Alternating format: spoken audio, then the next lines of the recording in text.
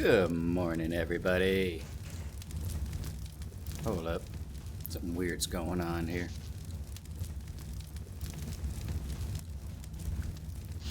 Oh, no, it's not. Everything's fine. I'm just being silly.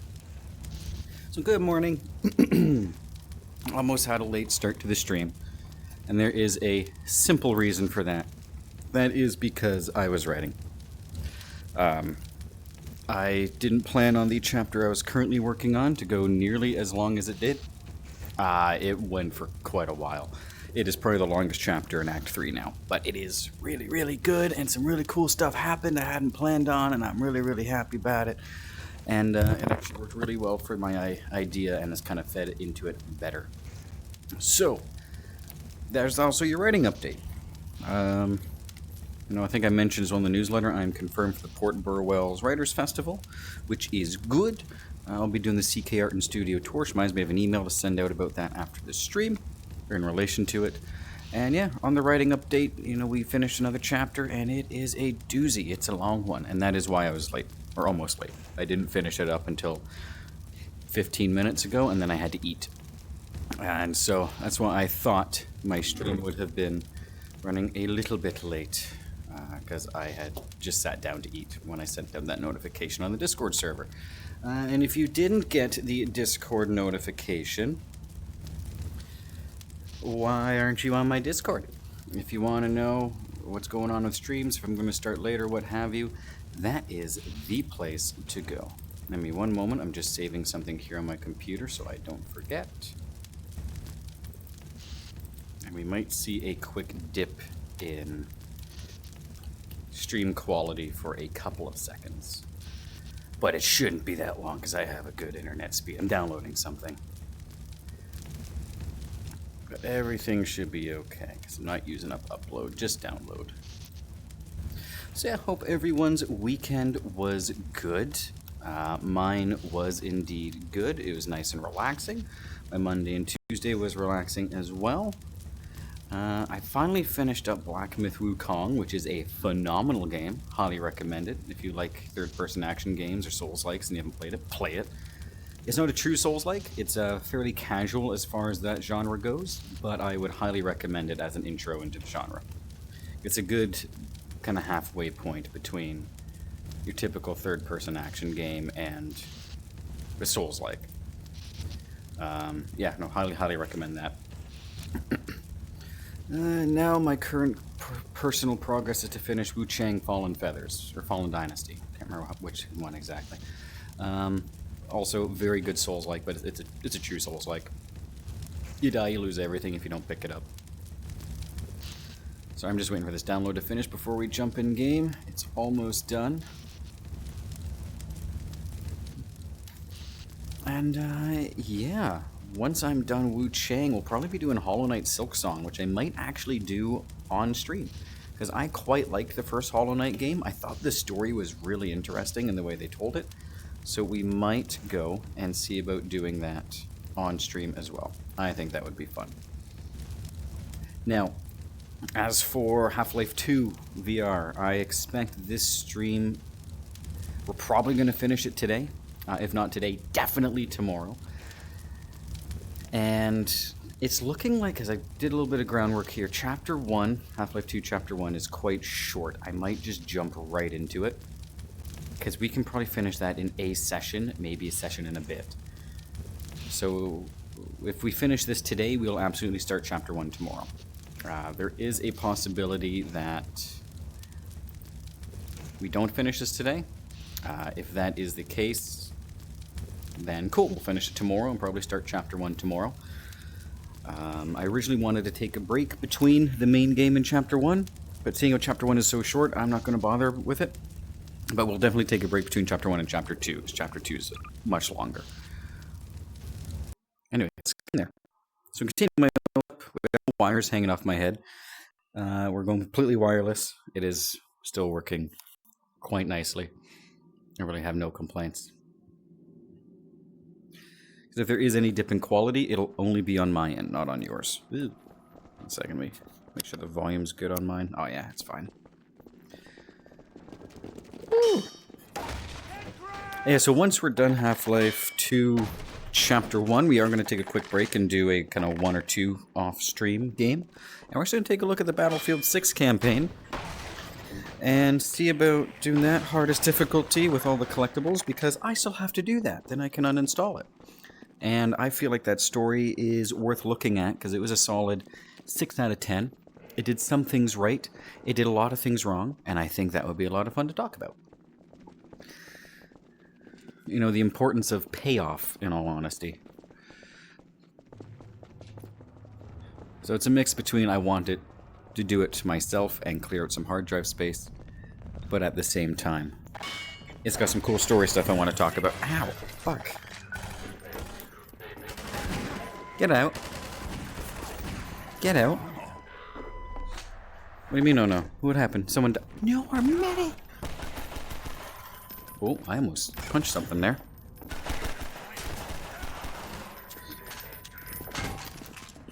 Careful, don't run in like that, you maniac! Okay, well, I mean, if you got the better weapon, fair enough. Now, everyone hold up. I'm gonna use this on fingernails or teeth. What do you guys think? Alright. Now then. So yeah, that's kind of the plan. So after we do Half-Life 2 and Chapter 1, we will then take a look at Battlefield 6 campaign, because it was mediocre. Like I said, they did some things in it that were really good, and they did a lot of things in it that were not, and I want to talk about those. And what they could have done better. And in all honesty, I find, that sounds weird to say, but I find Call of Duty has better campaigns. It feels more like an action movie. And what that game tried to do, Battlefield 6, they didn't quite pull it off, and I want to talk about why. Who goes there? Yo, what's happening, Bad Seed? So no, you weren't here. Oh, shit, hold up. You weren't here for the last stream, but I'm now in a completely wireless setup, which I was hesitant to do, because normally my gameplay quality dips when I do Beat Saber like this. But apparently for Half-Life 2 VR, it is working a-okay. So a lot of stuff has happened in Half-Life. Yeah. It's actually working really, really good. And if there's any dip in quality, you guys won't see it, only I will. Because it'll be lag between my computer and the headset, and it'll have nothing to do with the computer to the stream. So either way, your viewing quality is good, no matter what. I just might get laggy gameplay, which has not been an issue, thankfully.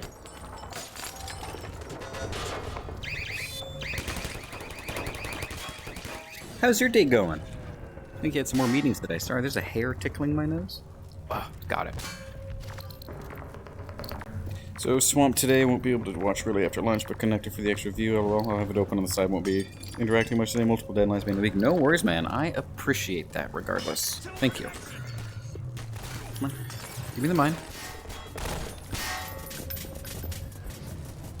Oh, we got some music. Oh, shit. We got a lot of bad guys. A lot of bad guys at range. So, we're going to pull out our sniper.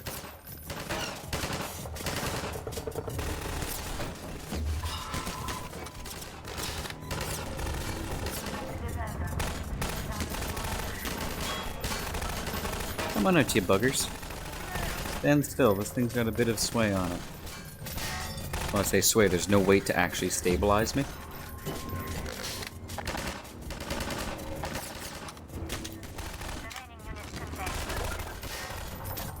Go.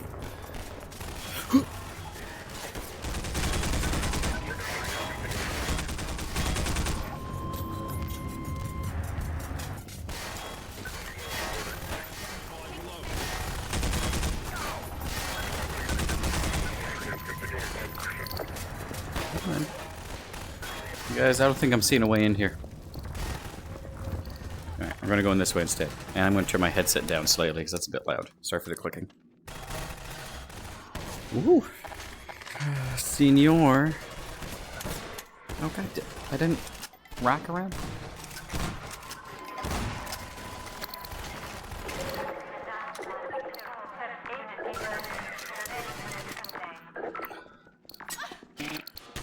That's not good. Give me that. We'll pop that down there. Yeah, because you walked into a mine. Ow, fuck.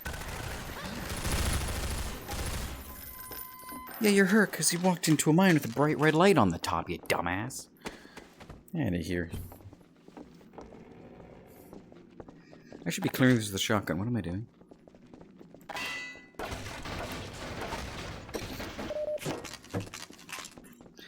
Yeah, I don't know if you heard, but I was just talking about how after we're done this, we're probably just going to jump straight into Chapter 1. This is not very long. We can do it in a stream and a half at most. Possibly even a single stream. And then after that, before we do Chapter 2, because that's longer, we're going to be taking a look at the Battlefield 6 campaign for everybody and talk about what that does well and what it failed to do that made it a solid 6 out of 10. Because that game did a lot of things right, but then made a few cardinal sins that just weren't very good. And I want to talk about that because I thought it was interesting to see.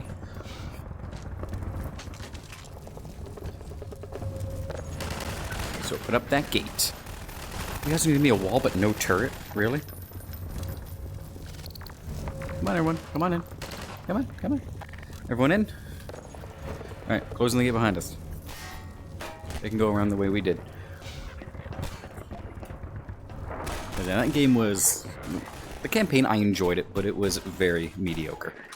Oh, shit.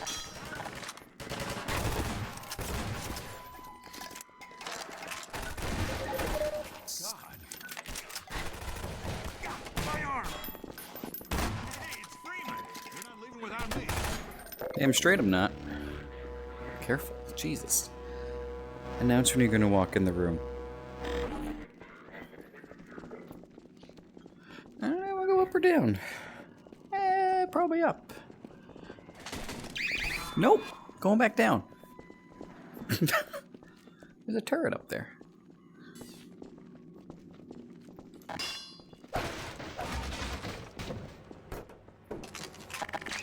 Okay. Guys, don't go upstairs. There's a...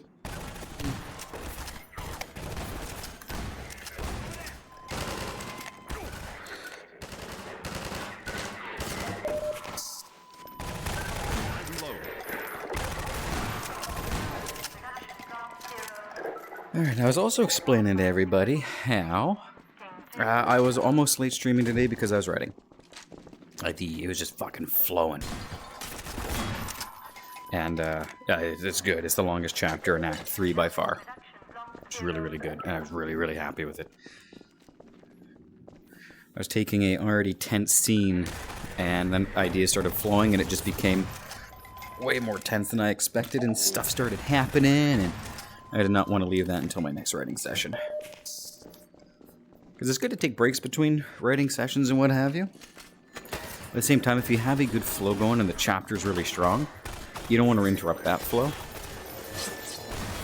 Like anything, like, you know, you're working on a project, even if it's, say, you know, around the house or yard work. And it's just going super well, you got the headspace for it, just do it, finish it. Same thing for writing. God, there's another hair tickling my nose. 1 second. Ow. Oh, got it. It's not just tickling my nose. It's actually, like, arcing into my nostril. Oh, which makes it very distracting. Problem with having so much hair on my head. Where's my health? 92. And we'll patch up. Oh!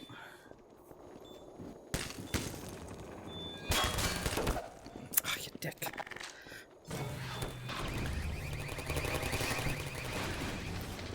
Nice shotgun ammo. Good. Ooh, okay. Dicks. Okay, so who cut that? Ow! Fuck! Ow! Shit! Who cut this man in half? Oh, it's a zombie. That doesn't count as a man. That goes upstairs, so we're going to check out the rest of this basement first. I'm also going to walk further into the middle of my room. There we go. This way. Oh, that's a loading point. Okay. Hey, guys. If you'll join up with us, we'll take a stab at pushing through their outpost. You guys hiding down here? Yeah? Okay, well, what's upstairs?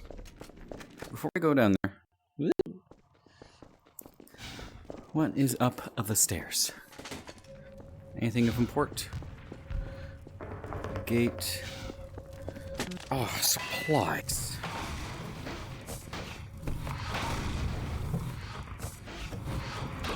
No, no, no.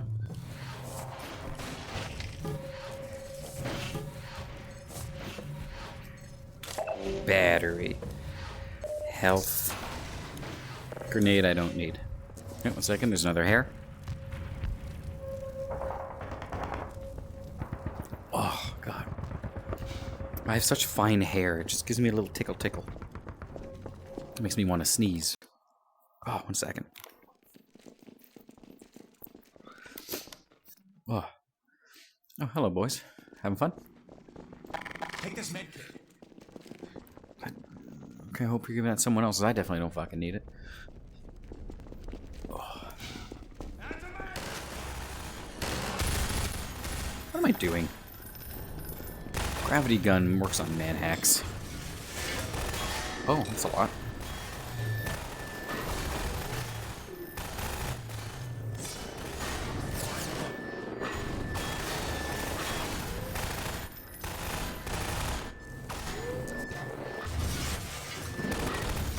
There we go. Some more? Oh, there's a lot more.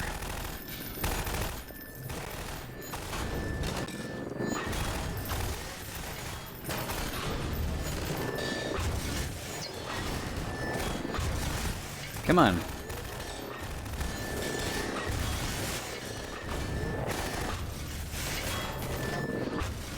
Come on, come on. Absolute cloud of these fucking things. There we go. La-di-da-di-da. So I got a song stuck in my head. Oh, ammo. That I apparently don't need. Yeah, you guys, I think the man hacks are just gonna keep coming. Nice. This'll do nicely. Also, my boss, not my boss, my fiance's boss, like a week or so ago, had extras of a food that he made, and his wife was complaining about it, saying, oh, I have to eat one more of this. Yada, yada, yada. So he gave my fiance some of this food he made. So, white chicken chili. Oh, I just had it today for lunch. It is fucking delicious. Oh my god, I gotta get that recipe. It is so fucking good. It is so good.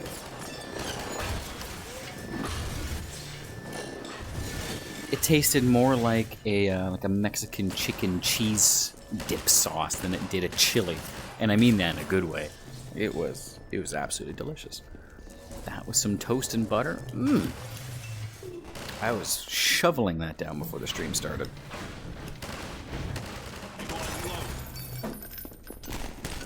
Oh, we got contacts. Okay, I'm gonna move up, grab that barrel, and toss it. Hit. Barrel, toss it.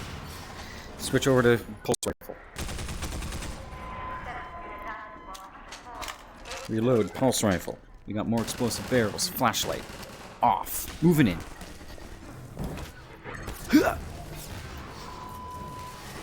Three-pointer. Nope. Fuck that up. Yeah, we'll stick the normal pistol. Why not? That's a Strider. That's not ideal. And it's passing by. Okay, good. Onwards. As we were.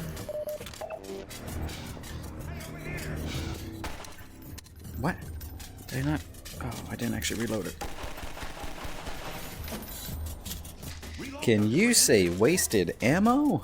It is you, isn't it? Give me Hey guys. I'm gonna plant some Door's charges open. and blow this open. Okay. I will get on the turret then. Ready. Hey, can you guys move this car, please? Fuck it, it's not gonna work out very well, is it?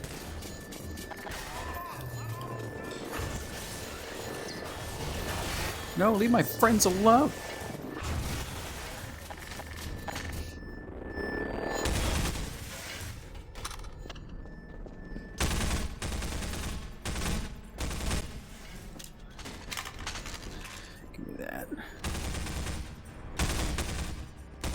Come on. There we go.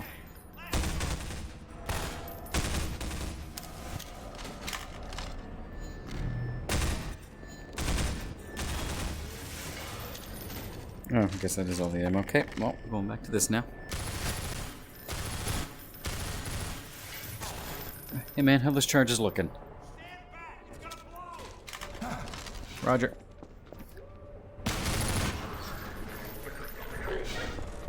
Okay, I'll be right there. I'm gonna grab myself some ammo.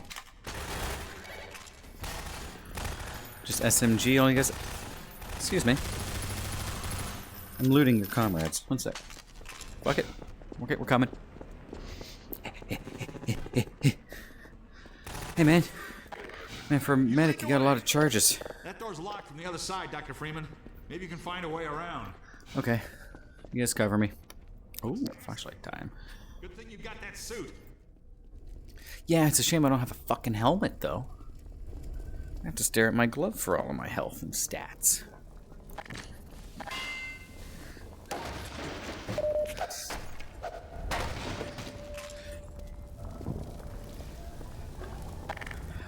Okay, we got platforming. Hit. Hit. We have been gifted gift of saw blade. Why I need this, I do not know. But either way.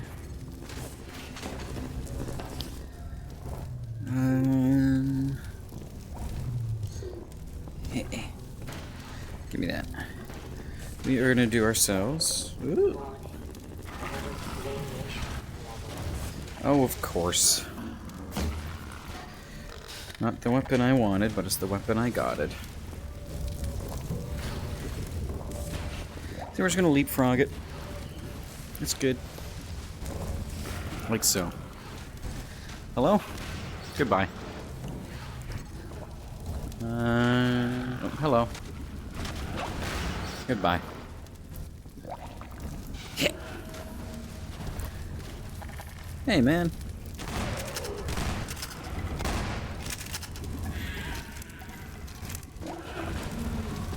Get up. Coward. Oh.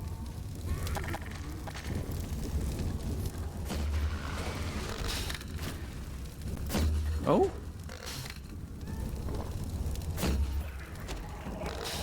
Ow. Who?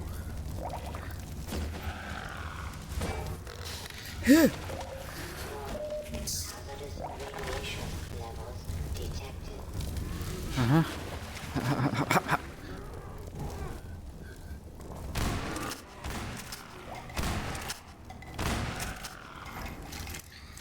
My goodness. Oh, there's where I'm supposed to go.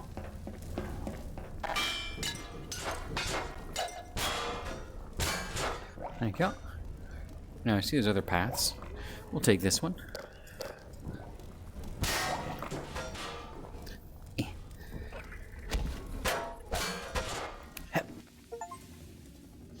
Get through the toxic tunnel. What?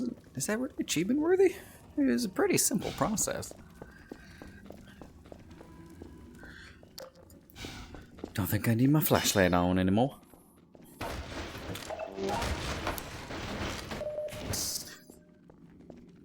Hello?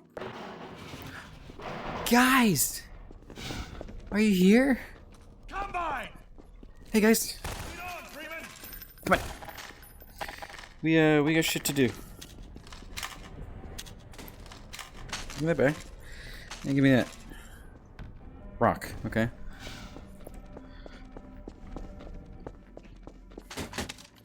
Come on, everybody. Ooh. There we go. We got medics. Stuff to do. Jessica from Season 7. Oh, to play this game on VR. It's my dream. Hey, Jessica. Yeah, it is, yeah, it's a good time in VR. Not gonna lie. Shit. Man. Assuming you can aim.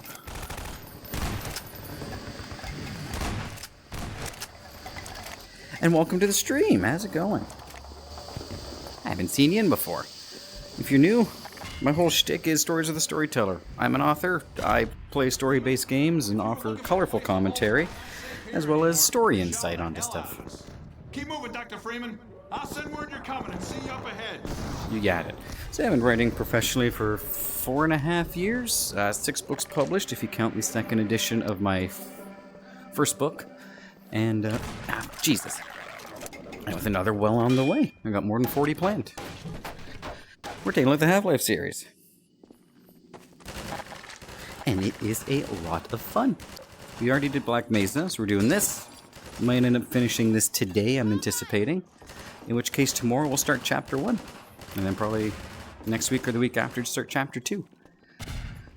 As well, I'm having fun in VR. It is a little bit more taxing than sitting at my computer. For obvious reasons. Okay, I'll go in there in a moment. Oh, I got a flank here. Come on, hold still.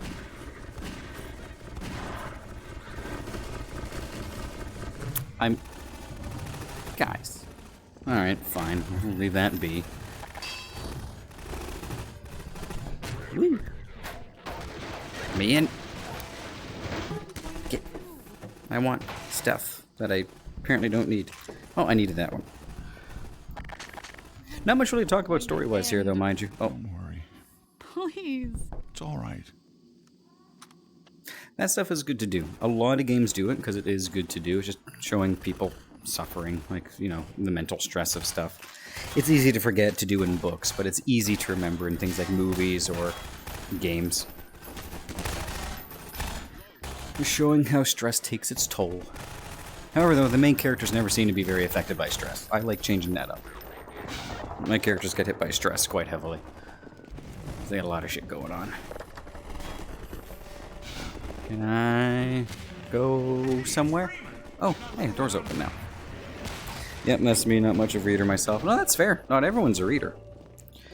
I'm hit and miss with reading. I'll either pick up a book and plow through it and the series in no time flat, or I'll pick it up and then not touch it for like 6 months. There's actually a book I need to finish right now. Part of the Dark Tower series by Stephen King, Song of Susanna. I've had like 30 pages left for the last year and a half. I could finish it in 10 minutes, and I just haven't. Jesus.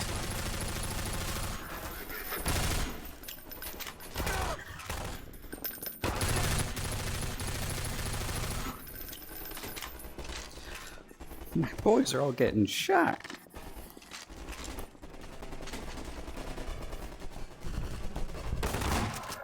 There you go. Yeah, no, my dad's not much of a reader. My mom used to be. She's not anymore. So I'm hit and miss. My fiance's a reader. She's also my beta reader, which is good, because she's the kind of person that's my target audience, so... And she's a freaking hard critic. Okay, come across. Careful. I'm gonna go check the hallway real quick. I'll be... Sorry. I'll be right there. Boom. Okay, hold up.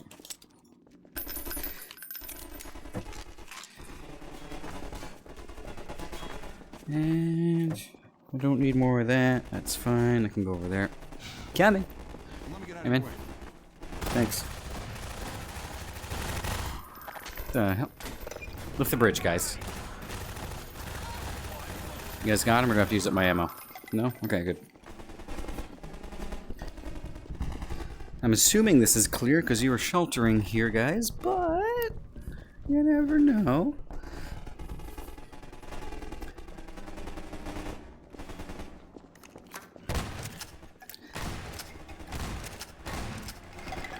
Come on.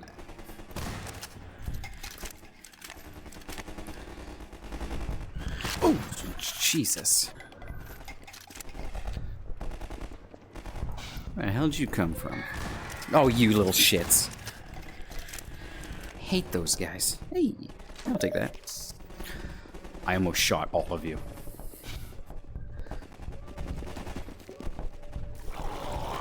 Oh. Come on now.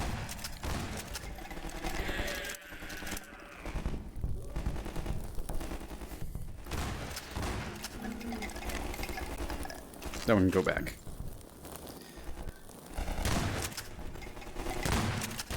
Oh my god. One of these days I'll hit it. Did that get me? No? Okay, good. And that just goes back up to the pod. Don't care about that. I do care about the... That's on you, asshole. I do care about all these supplies here, though.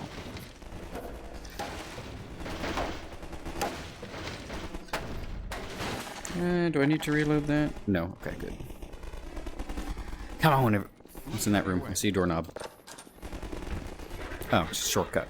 Okay, back we go. Come on, everyone.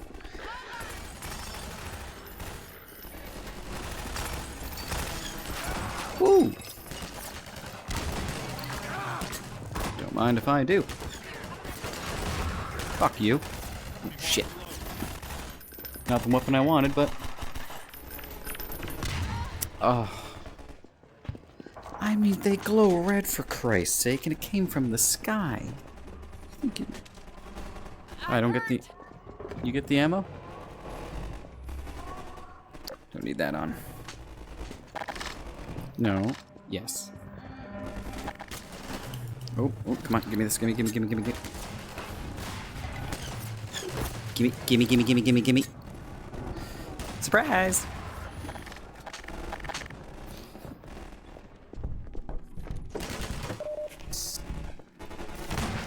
No, you don't. Come on. Cover me while I reload. Yeah, there's really not much to talk about story-wise here. Like, I'm looking. I get this gameplay right now. Dr. Freeman, wait. We'll Okay. come with you. Why weren't you guys helping with all of this? This guy was here. Sorry. Alright, you do you. I'll take ammo. Hello.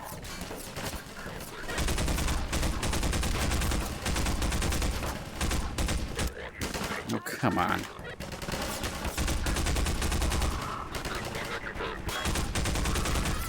Ooh. Ow.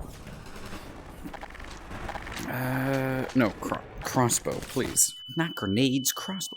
Well, it's a good thing they left me health back here. Engaged. Morphine administered. Well, let's hit the switch then.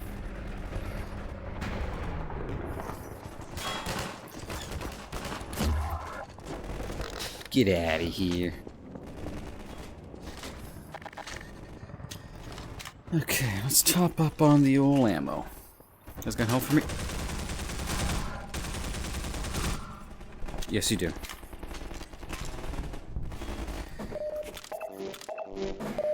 Ooh.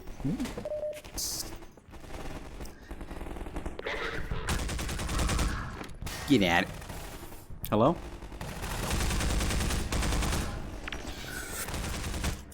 You gotta wait till the grenade goes off before you run in, pal.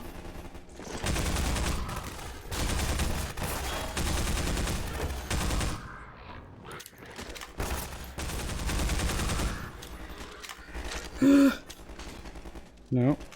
Give me that. Consolidate the ammo. There we go. Anyone else? No? Okay.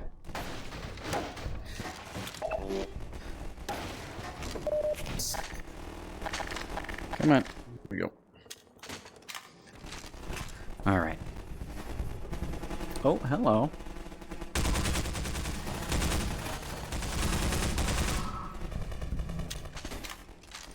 Iron sights on this gun ain't great, but they work.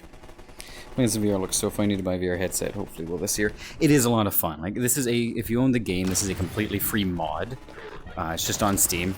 Chapter 1, Chapter 2 are in there too. Like, honestly, it is good. It just lends itself. Ow, what the hell? Lends itself so well to VR. You can always keep an eye out too for secondhand VR headsets, like on Amazon or something. Amazon Warehouse. That's where I got my first one. Oh God, I'm talking, man. Like, Amazon Warehouse is really good too, because you still get the Amazon warranty. And I get it if you're against Amazon, like, because they're an absolute Borg. But my first VR headset I got for like a third the regular price, plus the Amazon, you know, if it's broken, doesn't work, I can get it back. And it was in brand new condition. And I used that for a while. This one, though, I bought new. because I wanted to severely upgrade, and I treated myself that month. It was expensive, but I'm getting my hours worth. Go play Half-Life Alyx 2. Yes, that is last on my list for the Half-Life things I'll be doing on stream, because the ending of that interferes with the ending of Chapter 2. I was going to do it first, or after Black Mesa. Then I remembered the ending of it, and I was like, I'm going to wait. Seems it ties in.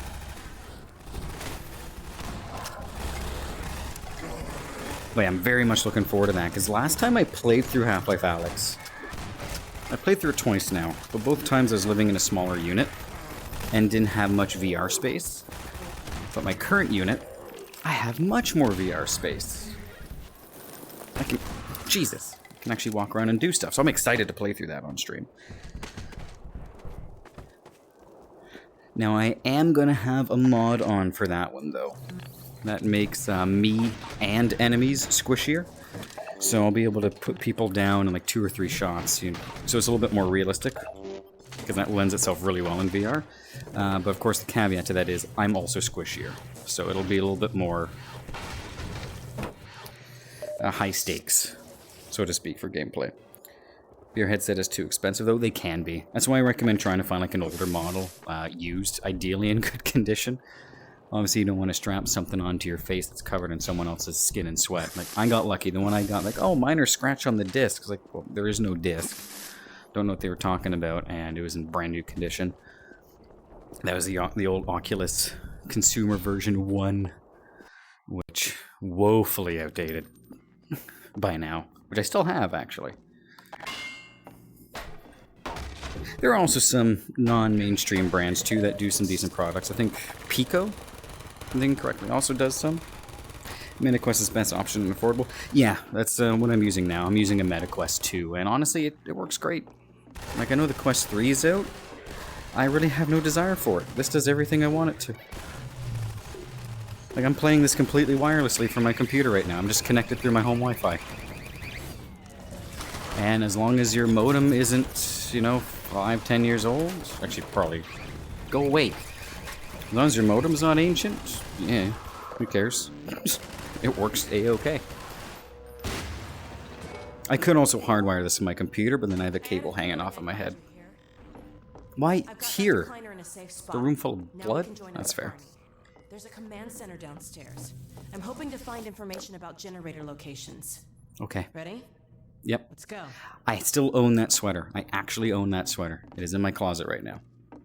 Good buddy of mine got it for me for Christmas years ago. It's a good light sweater. Sorry, Gordon. Yeah, if you want to use cable instead of Wi-Fi, it's $60 more. Haha.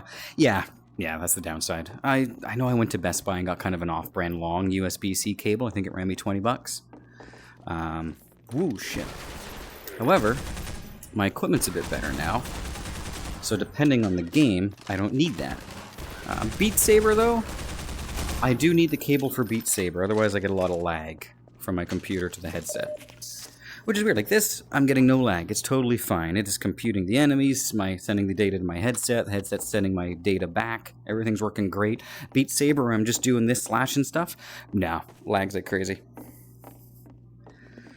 And believe me, I totally get the money struggle because, you know, being an author doesn't exactly pay well for the first few years by any means. So I do have a part-time job to make sure ends are met until such time the writing is more stable, but numbers are moving in the right direction, so I can't complain. Like, oh, an author, you make a lot of money. No, you don't. Not unless you're Stephen King, Brandon Sanderson, signing movie deals, best-selling books nonstop. But the numbers are moving in the right direction, so I can't complain. So I'll keep working part-time until such a time I don't have to anymore. But you know, I feel that like I don't make a lot of money at all. I'm just very frugal. I'm very good with my money. A lot of financial discipline. Which is like I have a lot of nice stuff. That's because I save for months on end. I'll take this one. Ready when you are. Okay, 1 second. Let me.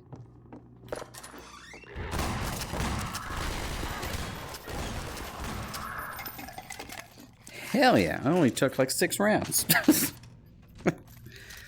Money sucks. Well, we're in luck. The money struggle There's sucks. a generator in the square outside. We're trying to disable as many as we can to loosen the Combine grip on this sector. It'll take me a few minutes to expose the core, then I'll need you to hit And I'm it also with the saving burst for a from the wedding core. now, so I'm really feeling the meantime, money watch crunch. my God back. damn. We were looking to join you, Dr. Freeman. Oh, gee, where the hell did you all come from? Okay, everybody, follow Freeman. Let's go. Coming. Dr. Freeman. That's me. How many times are you guys going to say my name? I am the free man, cuckoo, cachoo. Sorry, Freeman. Ooh, get out of my face. I don't want to lick your ear when I go to look outside. Yum. Waxy. I remember this. Sauce. Hurry. Angry Freeman. Yeah, the slurp sound probably wasn't great. I apologize for that. You guys got this. I'm not going to waste my ammo. I will set up some mines, however. Oh, okay. I'll set up a mine there. As soon as the generator's down, I'll open that gate and we can get out of here. Yep, please do. Panel. Put a mine down there. Any other toys for me? Like that. Alright, Alex, you do your thing. I'm going to put mines down in places. Those rate themselves, right? Yeah, okay, good. Yeah, I don't need one of those. I will take this, though. And why didn't I put any in front of that gate? What's wrong with me?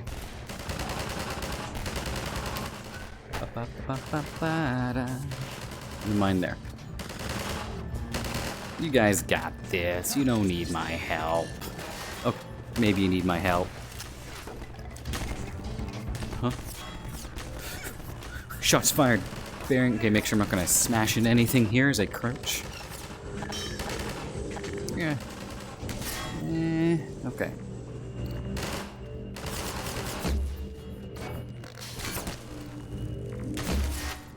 Oh, come on. The one downside about sniper scopes in VR is you don't actually have the weight of the gun to support. You guys rushing? Maniacs. So it can be kind of hard to line up the shots a little bit with a high zoom scope. That and I'm a bit out of practice. If I play more zero caliber, I'll get back in the swing of things. Hello.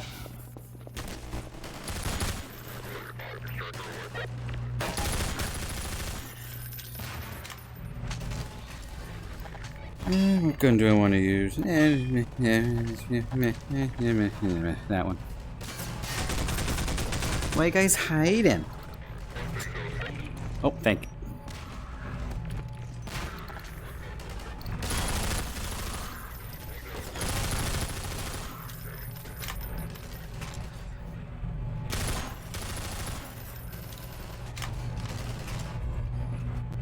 Because I still love the character of Alex. They did such a good job with her. A lot of people like to throw around the whole strong female lead stuff, but the gender doesn't matter if it's male or female. If you give a character a job to do, and they do that job well, and they actually feel like a person, it's great. It's great. Gender doesn't matter. And Alex is a phenomenal character, because she just has a job to do, she knuckles down and does it. That's it. There's no bullshit about it. She matches a lot of the women I know personally. And again, growing up in martial arts with a French-Canadian family, you kind of meet a lot of interesting people. What the hell kind of crouch little Jimmy was that?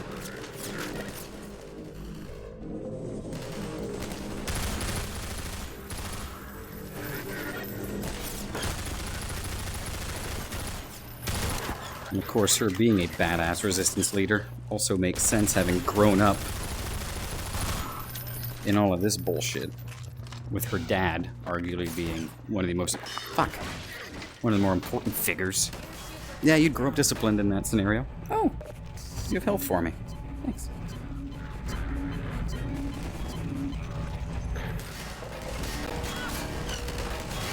Cover me. Hey, where are my health kits, dude?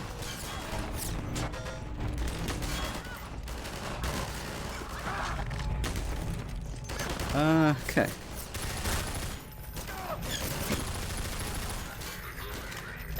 No!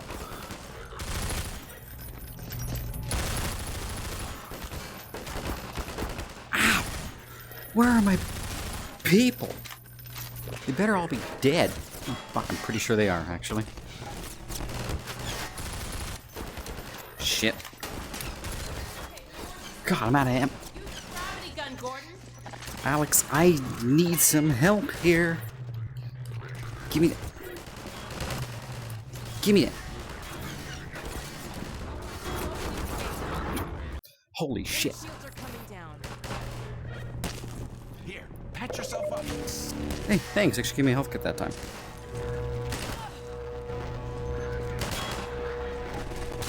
Here, have a med kit. Jessica says I'm June's follow. Oh, thank you for the follow. I appreciate that. Thank you very much, Jessica. Today has been a good day. New followers, new long chapter in my book that actually almost made me late to stream. Today's going well. Good breakfast. Thank you. You've helped make my day. You've helped made my day a little bit better. I appreciate that. Ow, fuck. Oh, we got the elites now, huh? Yeah, I'll get with the gravity gun in a second. Nope, that's a rocket launcher. That's gonna do the opposite of what I want it to. Jesus. Well, however, it's out of ammo, doesn't matter. I'm stuck in the wall.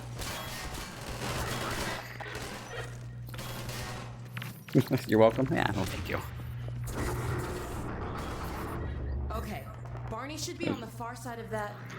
So we just left the others back there, huh? Well, there used to be a bridge here. Let me see if I can scout a new path. I'm gonna assume we're going down there. Wait for me here. I'm gonna go get supplies, because I'm hurting. I thought there were stairs there. Where are you going?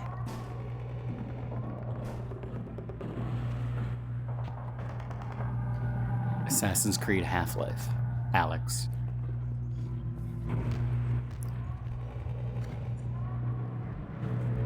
You know where you going? Why can't I do that? Spider-Woman, no kidding.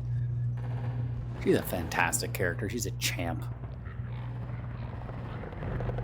Hey! Looks like I always say, you gotta give characters at least 3 things to be a good character. A lot of people try to focus in on one and it makes them a poor character. Alex, for example, you know, resistance fighter, daughter of Eli Vance, and just, you know, sidekick to Gordon, if you will, counts as a 3rd. You'd even say scientist counts as a 3rd or a 4th. Characters need at least 3 facets to become an interesting character, which is one thing a lot of people do wrong with characters. Is they go, oh, because they try to make that strong female lead, they make it all about her being a woman. It's like, that can be one of her things. Give her 2 others. Smart, beautiful, yep, those also work. Smart, beautiful, absolutely. You gotta give a character 3 things, so those 3 things can interact with each other and the world around them to create more organic stories. I use my character as Rel as an example. She's the main character in my first book, Crimson Plains. You know, she is partner to Ashlyn. She is Plainsmaster. She is daughter to Saffron, the Plains Warden.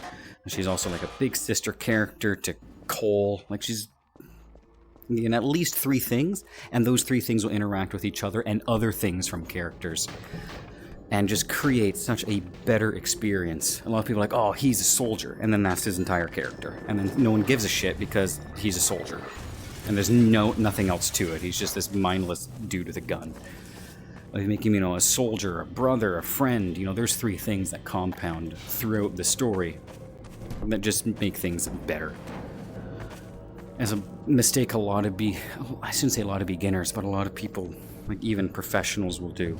Because I know I listened to a book while I used to be a baker. And while we baked, we listened to audiobooks, as we were in at like 1, 2 in the morning. So we had time to listen to whatever we wanted. And It's really bright. And we listened to this one book. It was a detective book, novel. Can't remember who the author was. And the main character, you know, was a female cop detective, which is fine. Nothing wrong with that. But she was, even though she was a detective, they really didn't pay that too much mind unless the plot called for it, and just made her angry at everyone. And she was just this horribly unlikable character because everyone she interacted with, she was a total bitch, and there didn't really feel like there was any justification for it. You know, she meets a new person, she's immediately a bitch to them. And which, you can do that if you give the character a good backstory and enough room to have those kind of emotions and feelings. That's okay. She didn't. She just hated people because they weren't her. And it was not a good book. I give it a 5 out of 10. That's being generous. It made me chuckle here and there. They're also dealing with someone like a master assassin. Like, the book opens up, you know, kind of like CSI shows, or you see a victim get got, and it's this girl coming home from a college party. And she's just euphoric. She's stoned, you know, she's drunk. She just goes for a run down the street.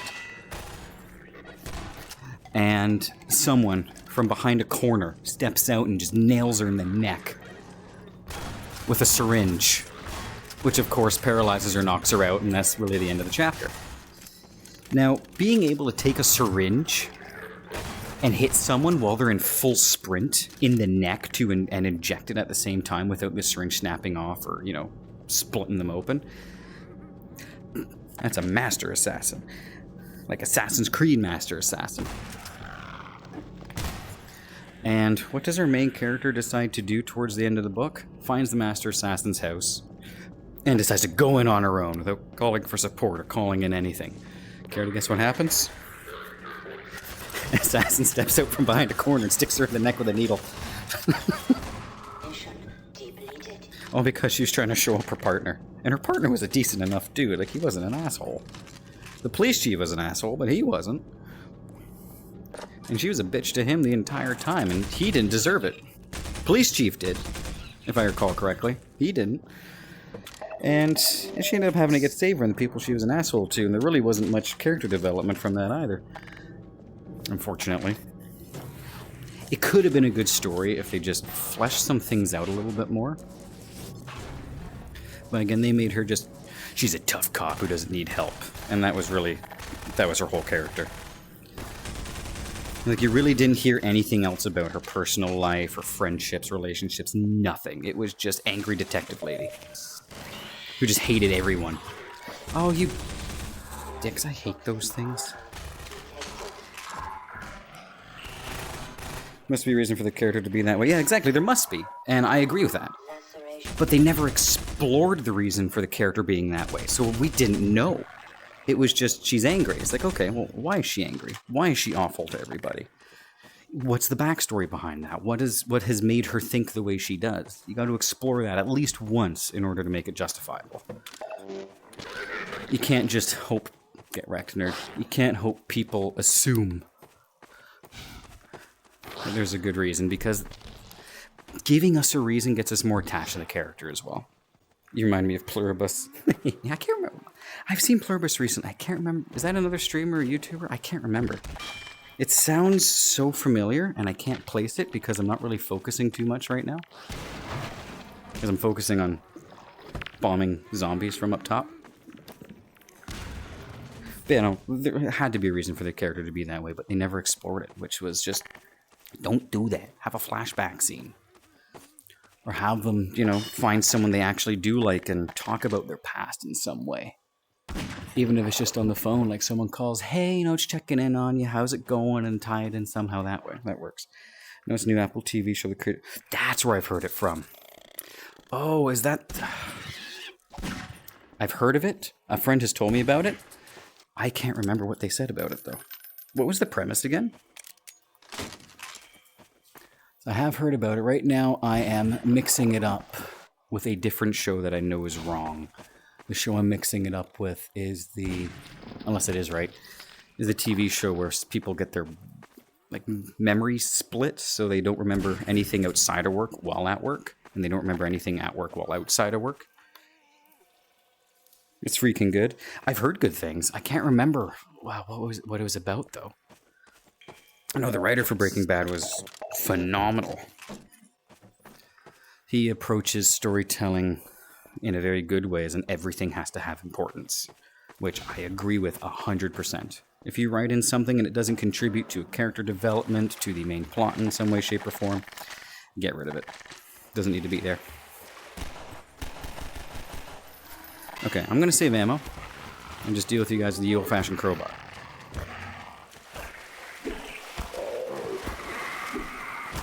Pluribus, that's going to bug me, because I said I've heard about it recently.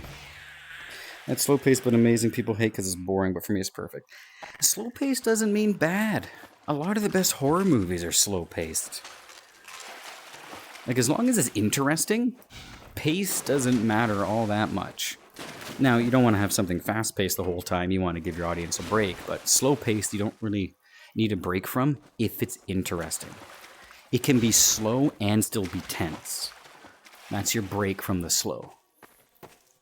Like, I know a lot of, like, Game of Thrones, even though it committed some sins in the later seasons, early there were a lot of slow but really tense episodes that were great and that people loved. Oh no, not you. I don't have ammo for that. Okay, guess I'm using this. I'm better at hip firing the crossbow than I am aiming it. Is this gonna go somewhere for me? Back up here before I go downstairs. So what is Pluribus about again? Like, it's really bugging me. I can't remember.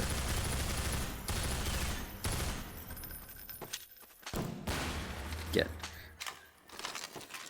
Don't need to deal with that. Oh, shotgun ammo, pistol ammo. Red box. What do you do? Beep. Nothing. Alright. So. Nope. That's okay. I'm not trying to get all the lambda caches. I don't need to go down there and waste all that ammo. It's sci-fi, but without the sci-fi stuff. Oh, and my buddy's... Yeah, this is my buddy Zylox was talking about. I know he said, like, he was struggling to tell more about the first episode because it gave away to some heavy spoilers immediately after. Recommended, and also some people don't like the main character for being angry all the time, but there's a reason for her to be that way. Good. As long as there's a reason, that is good. I have a character in my books, Bronwyn, the Pale Bull. He is what I nicknamed the Necessary Bastard. No one likes him because he's a prick. He does have legitimate reasons for being a prick, and I've explored those. Like, as long as there's a reason, the anger's justified. That's fine. Hey, sir. Can you knock that off? Thank you.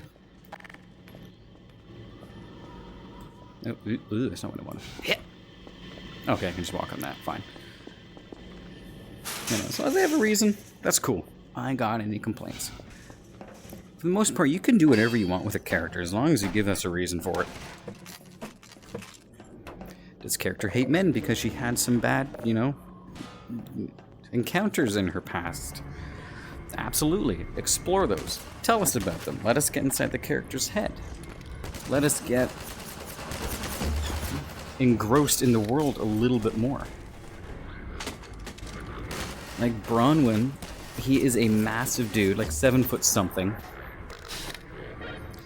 And he is an expert at fighting the 7 foot something antagonists, the Thregs. So people keep calling on him for help, but he's an absolutely brutish bastard who treats everyone who's not of a higher station lower than him. Even though as a child, he was an absolute sweetheart. Wanted to be a soldier, follow in his father and brother's footsteps. And this is nothing, you know, groundbreaking or original. I'm not going to sit here and say, I made the best ever character backstory. No such thing. And enlisted in the military. But he found out that people only started taking him seriously after he was able to flex his muscle. And he lost his whole family due to illness or to war. So he really had no one to show him kindness apart from when he was acting like a big strong man who no one can better. And so as a result, that became his personality. Is it a unique character story? No. I'm sure you can find tons of that in fantasy. But I've explored why he's a dick. I've explored why he's an asshole to everyone else, because no one took him seriously unless he was the big strongman asshole.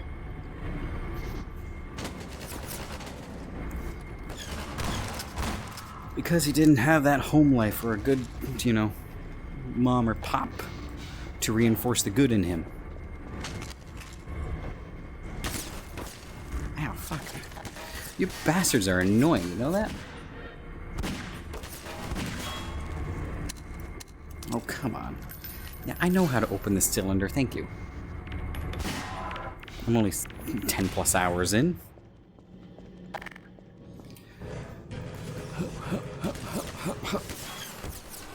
Okay.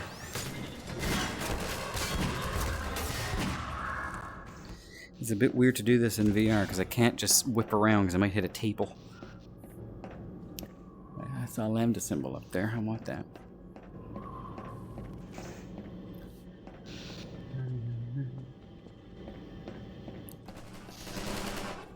Oh god.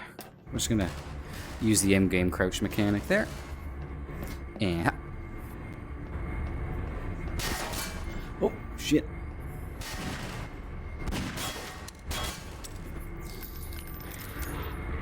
Come on, you. There we go. That's good to have an angry character, but to be that way all the time, it gets annoying if there's no character development. Agreed. Totally agree. You do have to have some kind of revelation. Maybe not necessarily have them realize they're wrong, but, you know, approach things in a different manner. There's a lot for Bronwyn. The stuff he did in the first book, he was heavily punished for come the third book. And now he approaches combat in a different way. He's more likely to make decisions he wouldn't have otherwise made. And even though it may lead into a retreat or a loss, which beforehand was a cardinal sin to him, he's now actually doing it more of, and he's not as explosive as he used to be. He's still a dickbag, but he's slightly better than he was. And that character will continue to develop over the next few books. Even though I'm doing the last in the Fall of Valenfar series now, we will be cutting to 20 years later in the Rise of Valenfar, and if he survives the fall, there are things planned for him. If he doesn't survive, then those plans won't matter. I don't sit hard and fast by my initial plots. If I get a better idea partway through, it's like, no, this would be more impactful if I killed off so-and-so. Cool, they're dead. So, I have plans for him if he lives, and if he doesn't, then he doesn't, and the point's moot. Who cares? Oh, shit. Hello? Ow, ow. Shortcut, I'm assuming? Maybe, because I saw that up there. Which goes across. I want to go up there still. I know I probably have to go this way. I want to go up there. Doesn't look like I'm doing so from here, though, unless I leap over the edge. Okay. Yeah, I will say, like, that character in that book I was talking about, she really didn't develop much. I guess she was better towards her partner, but that was really about it. Everyone else, she was still, you're not me, so I hate you. Okay, well, I guess I'm just gonna break my legs and... hey man, you wanna put me out of my misery? That's fine, I'll do it for you. I don't remember you being here.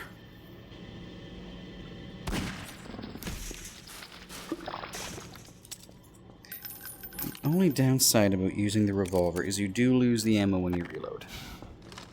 You can't pick it back up. Can I do both at once? Oh, I can.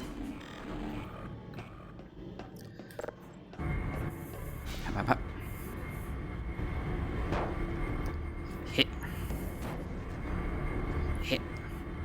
Like, I know one author whose books I love, Brandon Sanderson. He's very good at making sassy characters. There's a level of sass to everything everyone says. He's got some good angry characters that are well justified and developed nicely through this case, or through the events of the book. Teft being one of them.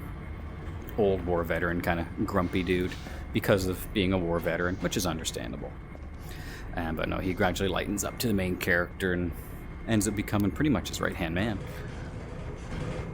And then you start learning more about Teft, and, you know, there's kind of this sense of sympathy and sadness surrounding him, which is good. He's one of my favorite characters.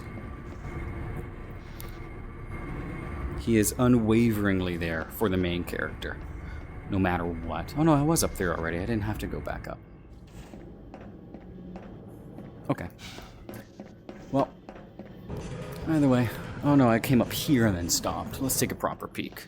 Oh, I'm glad I did. Alright. Cool. I'll take it. Hop over this. Hop over that. Get out our handy dandy gravity goon. And yoink. Hello? Loading screen? Come on, it's a long hallway. Yeah, there it is. Dr. Freeman! Barney said you were on the way. We got split up by snipers, and he's pinned down in a warehouse up ahead. Hey, did you know our community Discord server's live? Apparently. Lead on, Freeman! Okay. You heard me fighting all of them and you did nothing. You stood here and did nothing.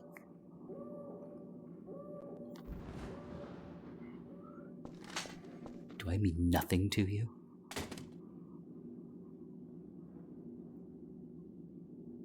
Finally, change is in the air. I don't wish you didn't say that when I picked your nose, guy. That's concerning. Anyway, I don't like my follower. He likes it when I pick his nose. Ma'am? I think ma'am is dead. Hey, you know the walls walk in here?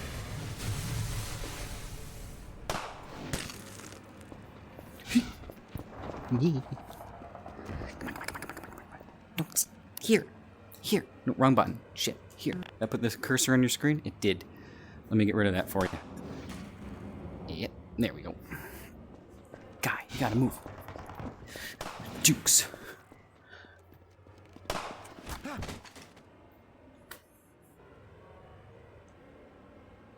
Clapping. Idiots. If I had a rocket, I'd put one down there, but I don't have a rocket. Do it, take a shot. Yep, you show that rocket. Jukes. Ooh. Wait for it. Go. Doesn't really matter that much. Hello? Yee. Ow! Ow, there's another sniper? Go! Give me that. No, I didn't want to shoot that. Oh my god. Oh god, they're giving me grip. God. Shields? No, more health. I mean, I appreciate it, but... Hello? This is the guy from down the alley still. Oh. Straight through that window. Wait for it. You gonna do it for me? No? Alright. You're Barney's old friend, Hey aren't guys. Yeah. Maybe you can help him. Snipers trapped him up on that warehouse roof.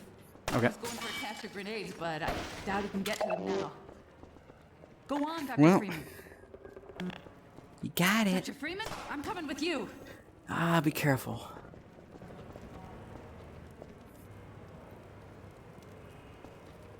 Bang. Come on. You shoot or what? Come on, guys, let's go. Yee. Huh. Oh.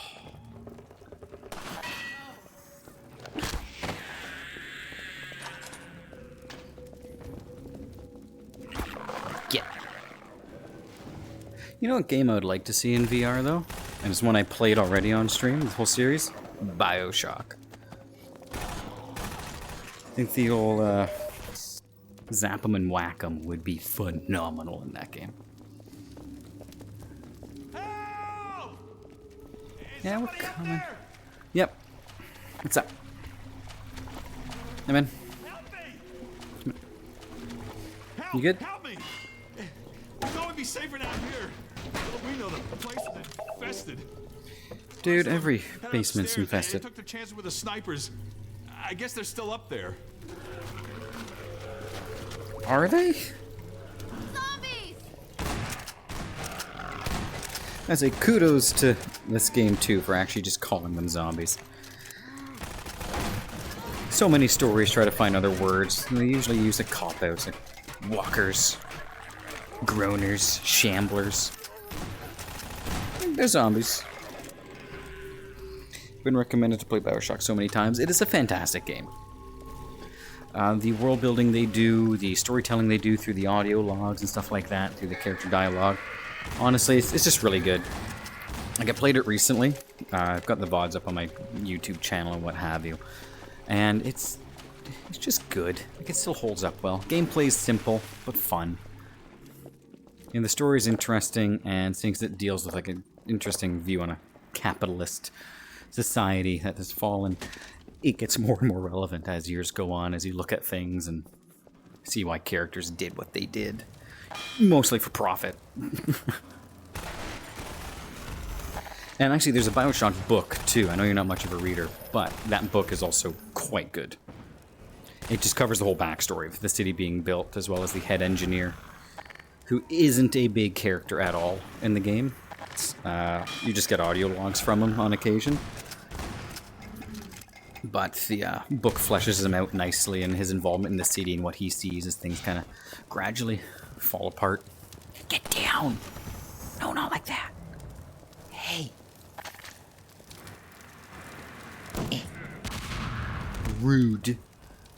Okay, well, I can go into the street from here, but they've given me infinite grenades, which Over here! Gordon, I Hey, Barney. can't move. These snipers got me pinned down. Gordon, lob a couple grenades. That'll clear them out. Maybe. The grenades have a lot of weight in this mod, dude. Like, I really gotta huck them to get them moving. Oh, there's one in there. Okay, well. Ow. Jesus. Okay, well, we'll try.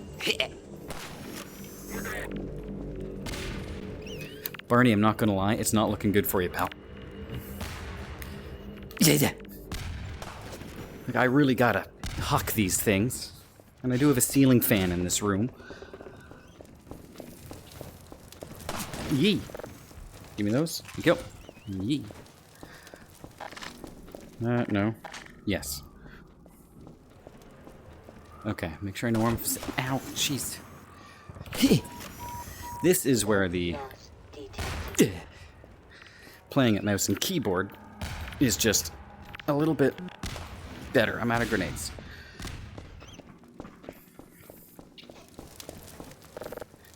Gimme. Thank you.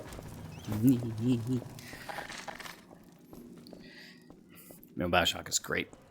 And if you do play it, Bioshock Infinite, the third game, the Barrel at Sea DLC is really cool. It answered a lot of the questions I had regarding similarities in the story and what have you. Oh my god, I'm not going to be able to get this guy. Oh, actually that might work. Did you run out of ammo? Nope.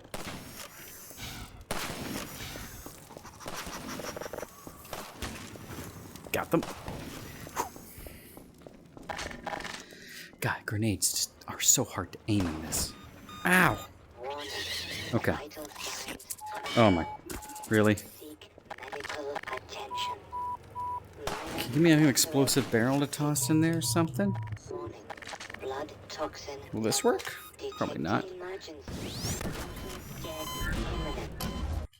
That's a shame. Okay. So, we're back here. We still have no grenades. Or no, like, grenade launcher grenades. Yeah. First try. That life. About 24 tries last life. Gordon, take out Hey, man. these snipers, would you? Yeah. I know. Gordon, lob a couple grenades. That'll clear them out. Ow, my... I need a helmet. Yeah. Oh my god. I hate this. Yeah. God damn it. Gotta go and have fun rest of the stream. Well, thank you for coming by, Jessica. I hope you have a good rest of your day. Thank you again for the follow. And yeah, thank you for everything. Have a good one. Hopefully I catch you around in the next one. As I sit here and try to lob grenades fruitlessly into a window. Nice mate. Ow. Barney. Shut it. What we are going to do here, though, is we are going to quick save. Just so I don't have to worry about doing that first one again. We're also going to take that off the screen. And apparently put it back on the screen. Let me move that back off. Gordon, grenades! I know. Barney. There we go. All right, thanks, Gordon. Now let's clear out of here. No reason you couldn't have done that. You could have shimmied down there and gotten the grenades yourself. Come on, Gordon. Barney. Mr. Calhoun. Please. Little help here, Gordon? Yeah, I know, man. I know. You're hopeless. You're quite the returning hero these days, Gordon.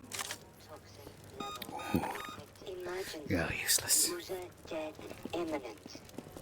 Death is not imminent. I got 47 health left. It's approaching. It's not imminent.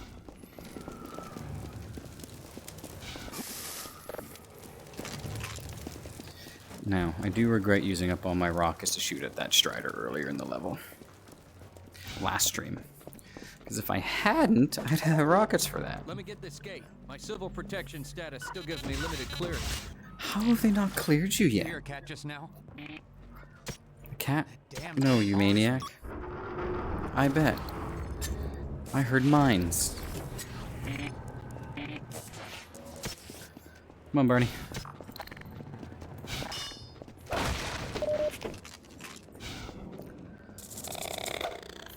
Watch the head hoppers, Gordon. I know, I know. Now, Barney's a fantastic little bit of world building, too. On top of being a generally likable character, you know, using slang references, head humpers, whatnot, does a lot to credit a world building, or a world that's made up. Because we use slang all the damn time. So creating and having slang for your characters is a fantastic thing to do to make the world feel real. Oh my god.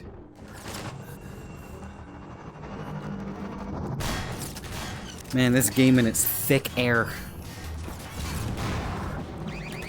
Tell you what.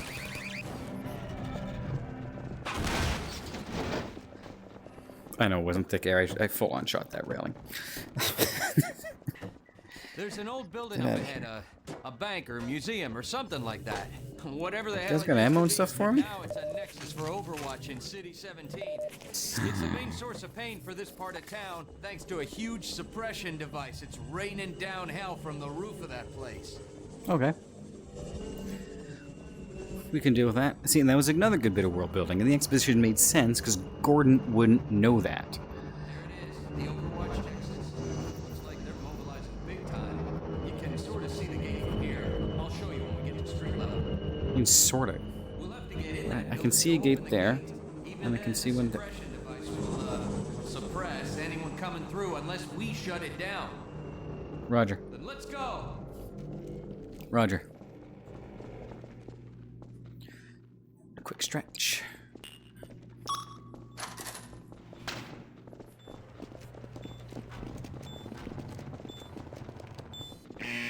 Eh. Cheese. We've been spotted. Oh. I'm hurt. You're hurt? Well, then come on in the stairwell with your boy Gordon. Give me that. It's not a good sound. Ow! It winged me.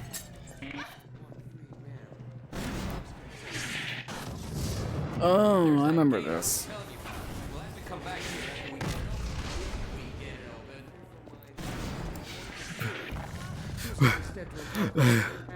open. Ground. Maybe.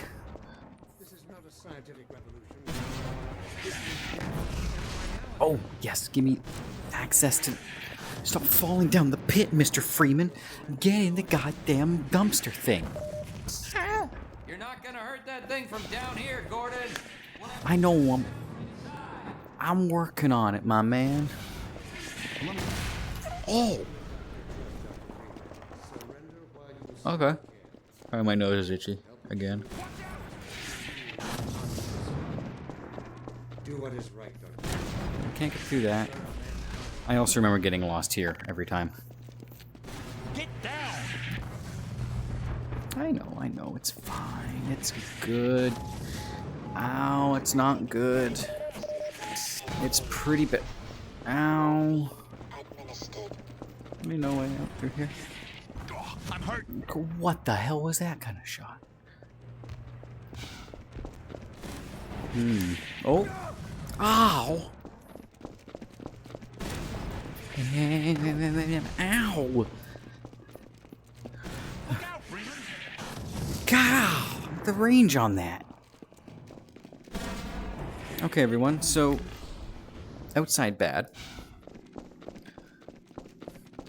Is there another way through? Not that I can see. Okay, I'm probably going to take a quick washroom break here because I need to use the washroom. So before we inevitably go out and die, I'm just going to let this thing kill me. Because I'm going to die anyway when I come back. I know it. Okay.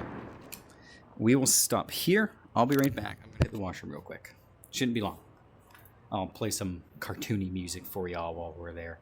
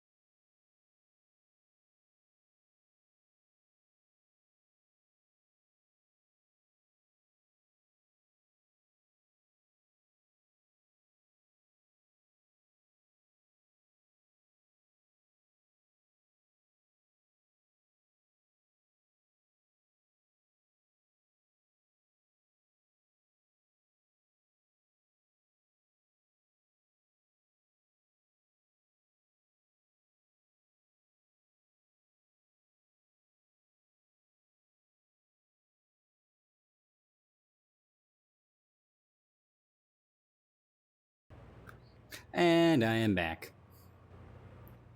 Washroom called heavily. Anywho, let us get ourselves. There we go. Let me get that cursor out of the screen for you. Owie. Yeah, pardon me. You're not gonna hurt that thing from down here, Gordon. We'll have to shut it down from inside. I'm aware, Mr. Calhoun. Okay, so that brings the roof down. And opens that up. Or while I was... Oh my god, I'm blind. I can just go around this way. Fuck. Not getting through that. Ow, took that hit direct. There's a door here, though. And no, I did not look up... Oh, shit. The way in while I was in the washroom.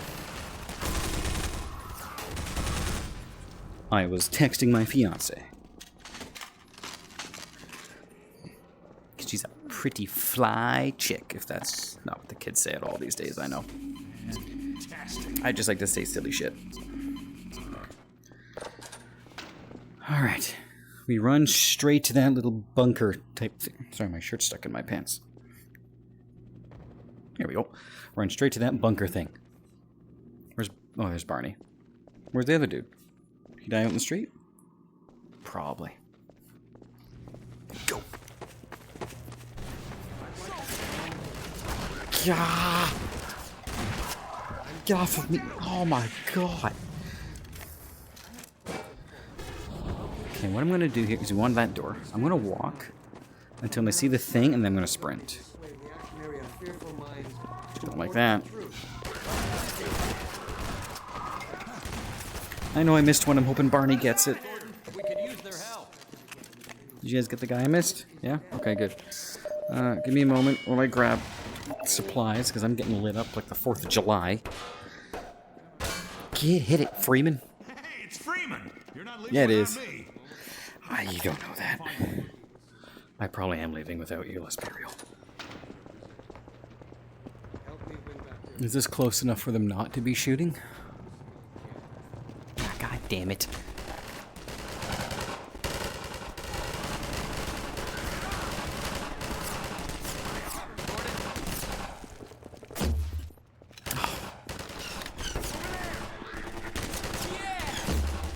Oh. Go.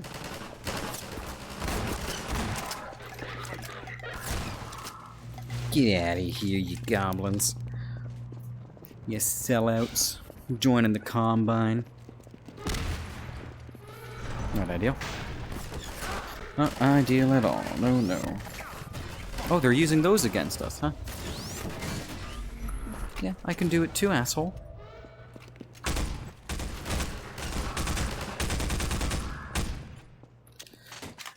Give me that. Give me that. I see they've closed it down with proper stuff now. And Barney, you got a solution for getting inside, pal? Pal? Old buddy old guy? Or is this going to be a plug I can just pull out of the wall? Now, going indoors, we want shoot gun. Bigger hallway than I was hoping for. Oh, okay. We got some mines. We got some guns. We got grenades. Why? Okay. This is one thing I don't understand from a gameplay perspective. It has nothing to do with story. Is why they give you a box of infinite grenades, which is great. And then they give you 2 smaller boxes with 3 grenades in it each. Why? No, these boxes didn't need to be here. You gave us infinite. Those didn't need to be there. You also gave us infinite grenades for this, I'm assuming. No? Uh-oh, turrets. Hey, you've got the HEV suit. You deal with them. Then I'll work the security console. Oh, I remember these now. Oh, god damn it. Roll a grenade in there if you've got one. That ought to do it. Oh my god. But too much oomph now.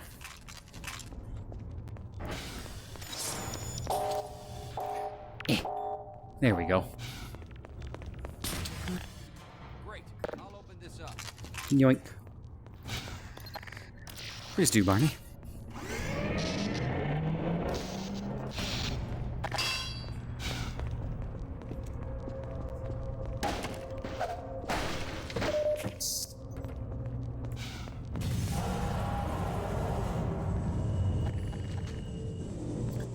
Drop ships. They'll be coming from the roof.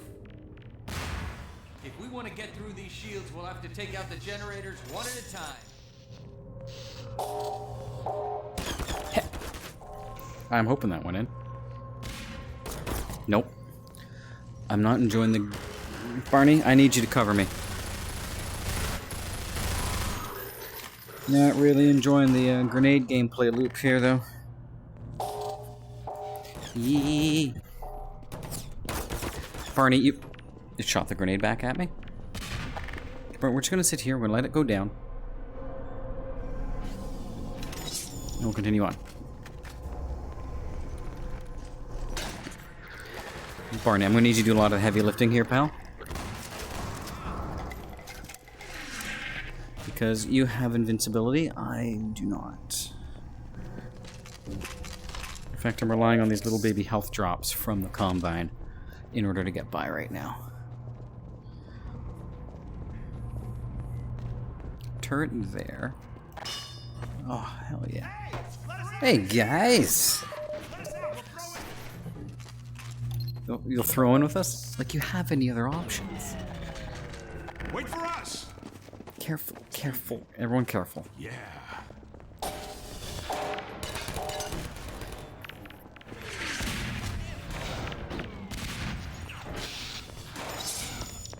Yoink. Here we go. Barney, you nutsack. Ooh. You guys got a charger? Yeah, you do.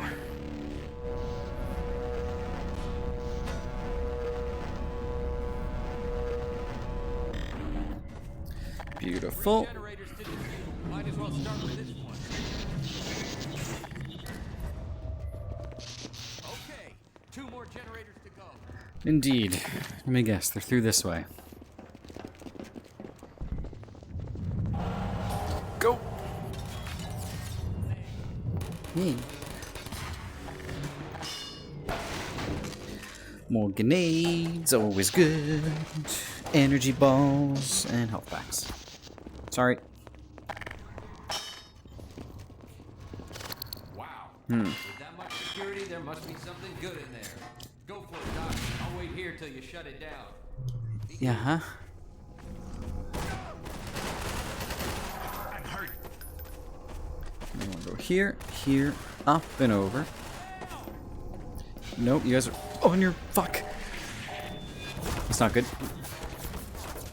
That's really not good.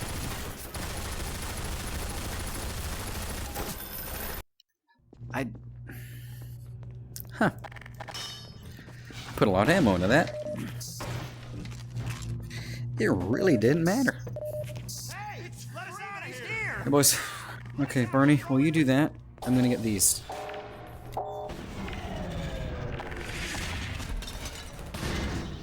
And I'll get rid of that, too. Okay, 2 more generators to go. Yep. Pew! Why did you look at it like that? Okay. Sure.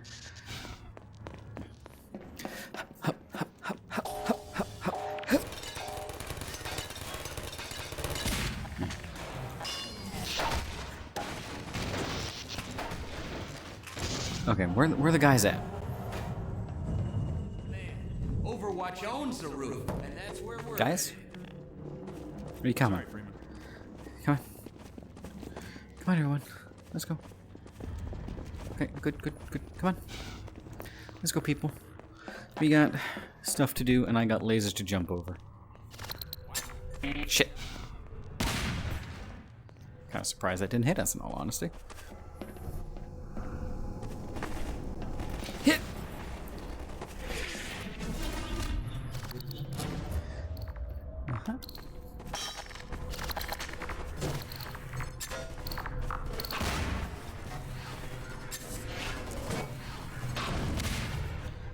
Okay. Let's get down. Get up.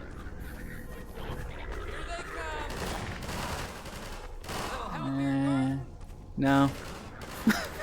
No. Sorry, Barney.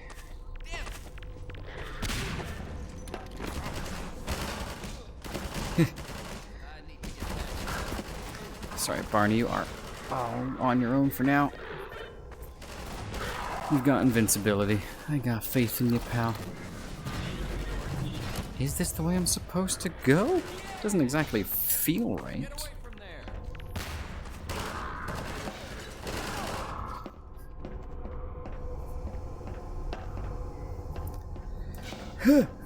Hell yeah. Not sure if that was the way intended, but it's the way I did it. And we will go from there. I think it's a painting of G-Man of some kind.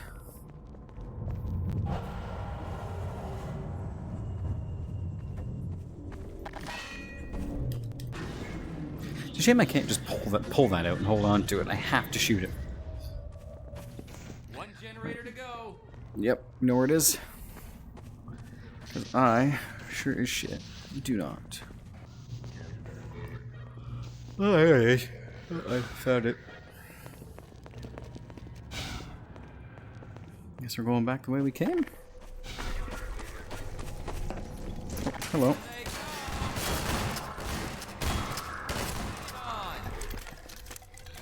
There we go.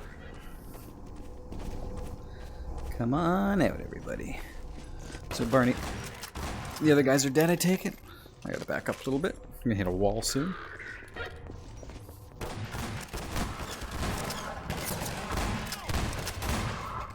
One, two, three, click, click. Actually, one of you guys had a shotgun, didn't you? Yeah, give me that. Oh my god. Yeah, no shit, blood loss detected. Thanks, Tips.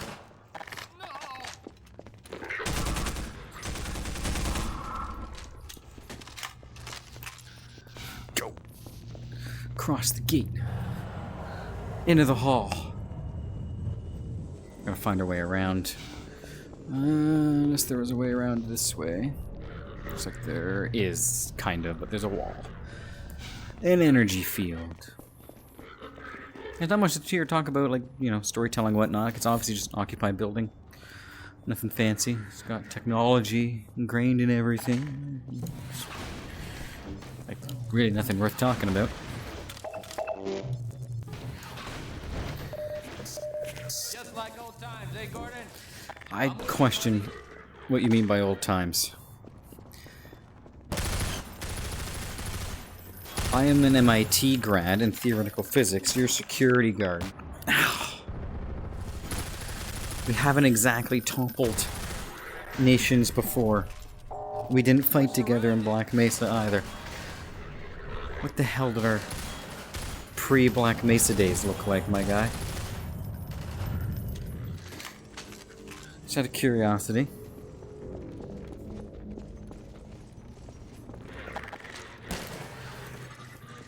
Put that there. And pop that there.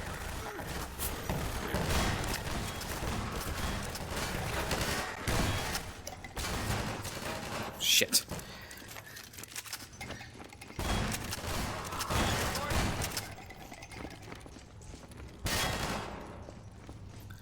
I'm getting pretty dinked up here. Alright, Mr. Calhoun. Try using the hoppers. The hoppers. Oh yes, of course, the hoppers. I can't shoot through that. Gordon. Guy, I have. They're not walking through the door. Don't know what you want me to do about that.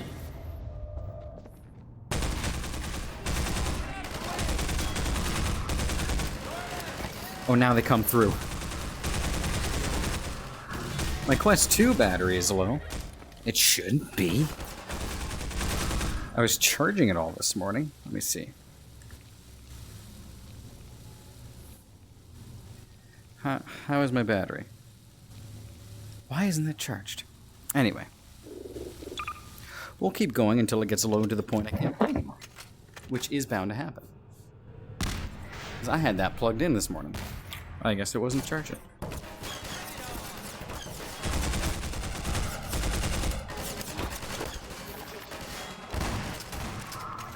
Ah, well, we'll be okay for a little bit.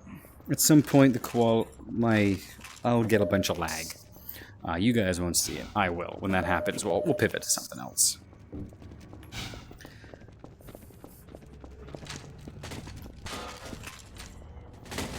Because right now, I am feeling pretty good. And then after the stream today, I will see about uploading last week's Wednesday VOD, because I haven't done that yet. Get in there.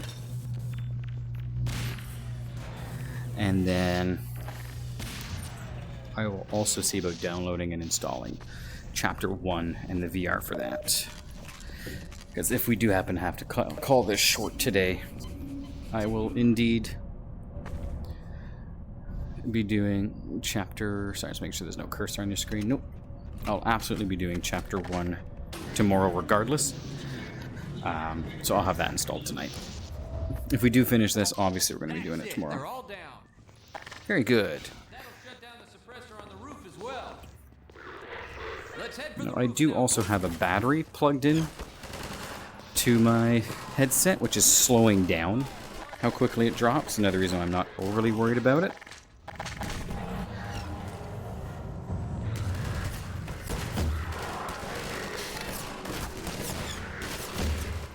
Okay.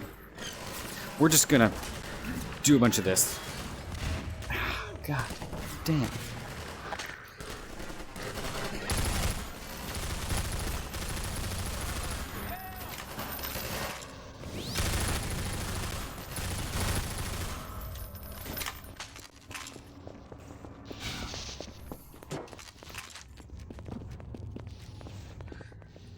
Well, that hurt.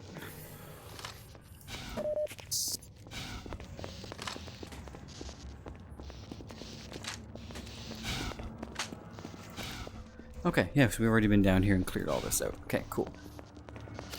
And now the mine's down everywhere, huh? Barney? Roof access is this way. Barney, you little maniac. Follow me.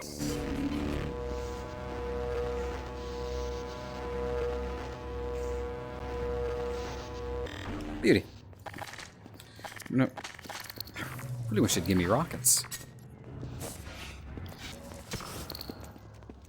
There's our gate. Let me just get it open. Done. Dr. Freeman, Stretching. I'm gonna stay here and keep these Where? things open long enough to make a difference. Did you all come Open, from? Connect the sky bridge. We need to let reinforcements come through from every possible direction.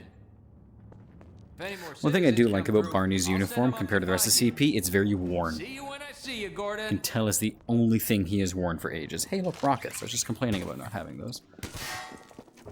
Excuse me.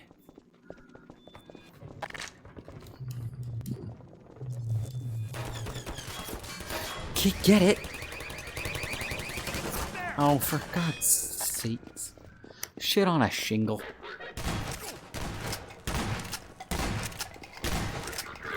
One, two, three.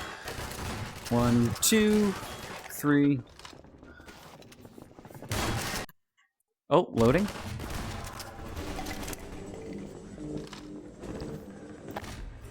Which means it's time for the Strider fight, I'm assuming? Where am I standing in my room right now? Okay. Oh, shit.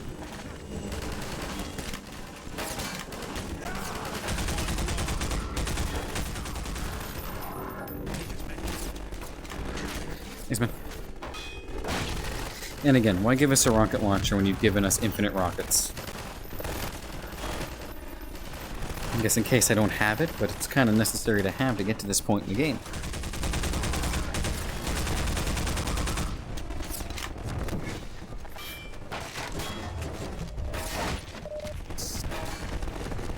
Not give me that one.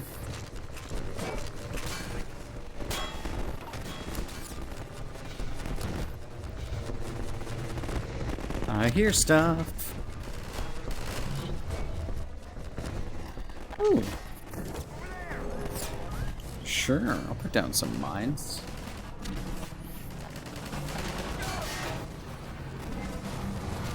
Get that reloaded. Let's go over to our rocket stash.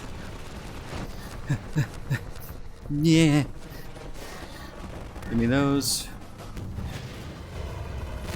1, 2, 3, 4. We need one more, ladies and gentlemen. One more. There's a strider down there. We'll deal with that in but a moment.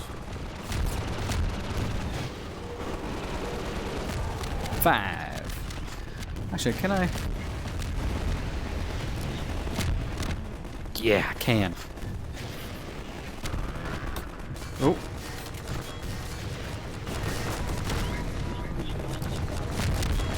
Actually, let me test something here. One second, I'm just double checking something on my end. Oh, I died. Huh. One second.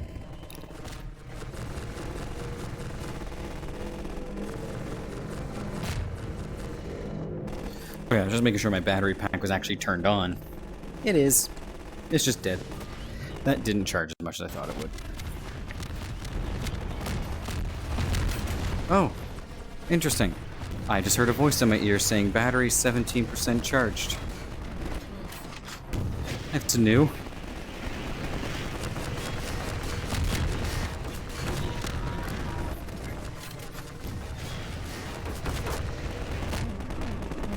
I know this isn't how it's meant to be done.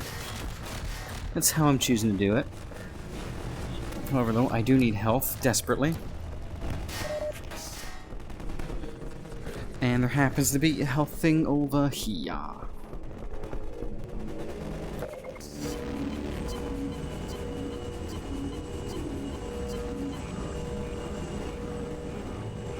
Beautiful. We're sitting pretty again, boys. Oh, quality's starting to dip on my end. My resolution has gone down.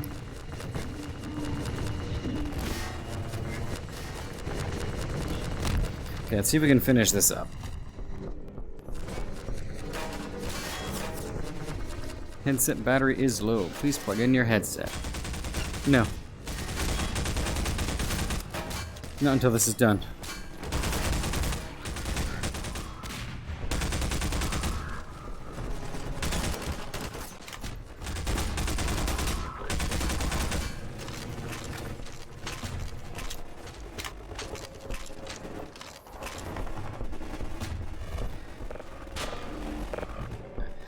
Howie.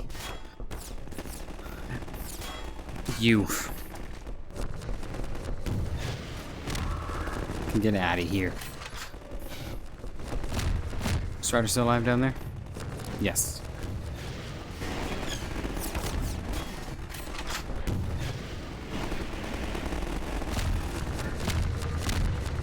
I missed.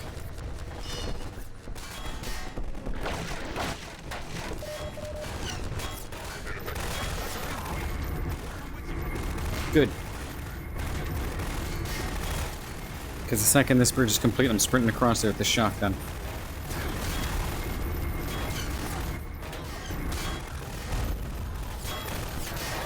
Go!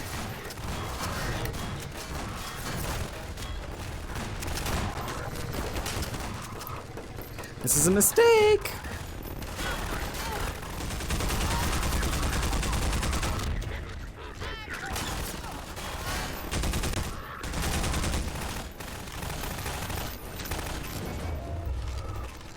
Good God almighty. Actually, we made through that pretty well. Oh. Oh. Keep going, keep going, keep going, keep going, keep going, keep going, keep going, left. Since you shut off the suppressor and opened the gate, we can really move people through now. Oh, good. The Combine's gonna feel the squeeze. Good. We dropped a crate of rockets coming across the plaza. You can make it. Across the plaza. Why did you have to drop it across the plaza? Why not on this side of the plaza? Hey guys, I'm trying to get to the fabled rockets that are apparently across the plaza.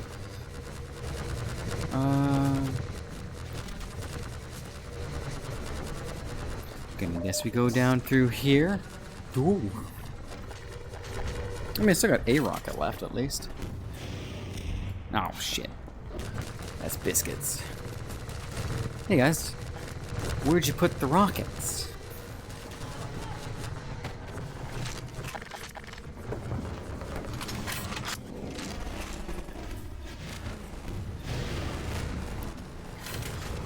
I mean, I'll take what I can get. I was promised a crate of rockets, and I've yet to find one. For the record, if the stream suddenly drops, or I mean goes black, because the battery ran out.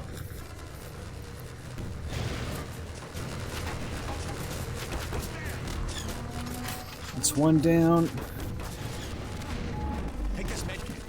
Oh, thanks, man. Fuck, I have no health. Medic's dead. Not good. Oh, there's the rockets. Man, he wasn't fucking kidding when he said across. Thanks. Guy wasn't kidding when he said across the plaza, was he? That was the furthest spot possible.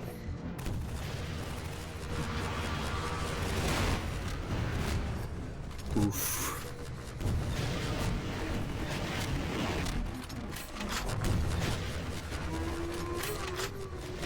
Good shit, everybody.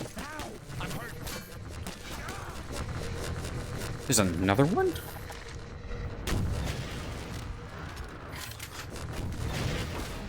Two. Nothing can ever be easy in 717, can it? No kidding, Slide Drum. It really can't be easy in City 17. I still don't have a helmet. Be nice to have one. And welcome to the stream, by the way.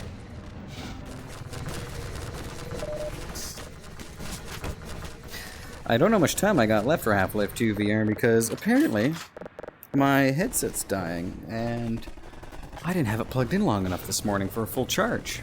So if it suddenly goes black, that's why. But you need a helmet. It's not like there's aliens who try to attack your head or anything, right? Like head huggers? Head humpers? Nah, they don't exist. There's the rumor made up by Big Combine. Try to convince all the proles to wear helmets. Mind you, no one's wearing helmets except their guys. Oh boy. Out in the open, not liking this.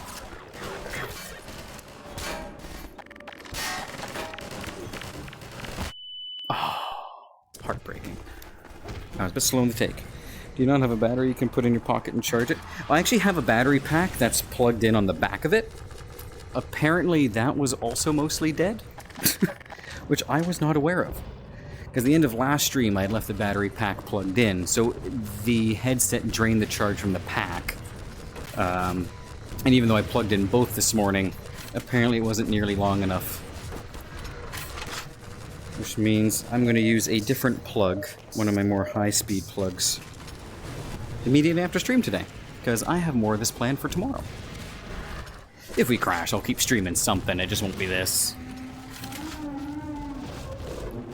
Because I'm going to be going for another hour and a half. Yeah, rip, no kidding. I even took my headset off at one point to make sure the battery pack was turned on and letting charge flow. It was dead.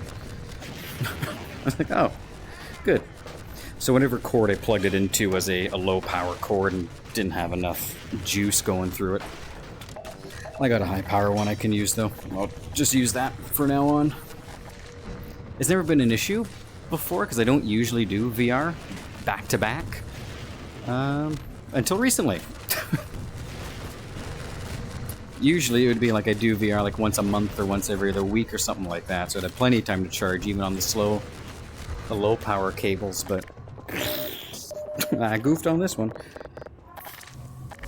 Oh, live and learn. It is what it is. I at least want to get done the Strider fight here. There we go. Do that. And blow that up. Please. Can I blow that up? I'd like to blow that up. I blew it before. Oh well. Excuse me. Oh, that's not good. Are you? Alright, good. Bring the rockets. What the hell? That is a new kind of trippy in VR. Holy ow, fuck! I'm gonna VR in months. I used to put my headset on almost every day. Yeah, it's something I go through in phases with. Ow, God. Oh, shit. Not what weapon I want, but it's the one I got. I go through in phases. Like, it'll be something I touch routinely for quite a while, and then I don't touch it for like 3-4 months. So I was like, yeah, I could go for some Beat Saber. Oh, I could do some Blade and Sorcery, and that's all I play for the next week and a bit. Or longer. Then I see other games on sale on my... I get added to my wish list. Headset battery is very low. Oh, no. Oh, well. We'll go as long as we can. And I'll pivot to something else after. Slide Drum just followed. Hey, thank you for the follow. I appreciate that. Yeah, since you are relatively new to the streams, I can see the name of it is Stories of the Storyteller, and that's because I'm an author, and I primarily stream story-based games, and kind of give an author's opinion on plot, story, characters, stuff like that. Nothing I say is gospel, because there's 1,000,001 ways to write a book or a story, and to tell it. But it's a lot of fun for me. And so we're doing the Half-Life series right now, obviously. We finished Black Mesa. Obviously we're getting battery levels 4% now. Cool. We're gonna do we're gonna do Half-Life 2, Chapter 1, Chapter 2, then Alex, which I'm quite excited for in my new space. Oh my god. What the hell? Okay. I have a feeling we're probably not gonna get the Strider section finished at this rate. Out of ammo?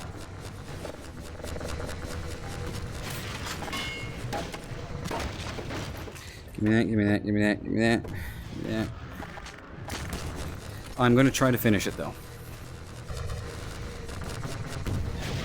And yeah, so I've been writing professionally for 4.5 years. I've got 6 books published, if you include the second edition of my debut novel and its sequel have won, awards.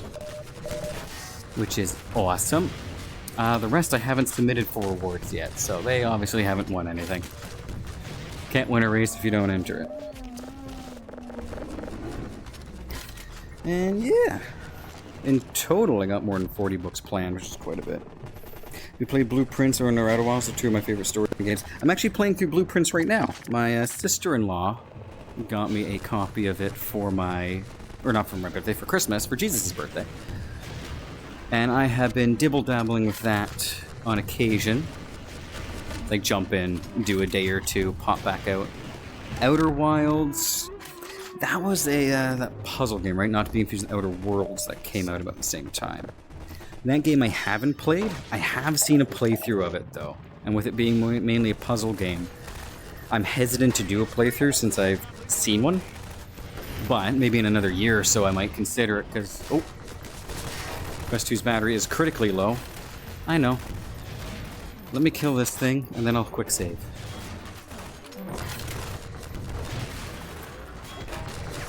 God damn it.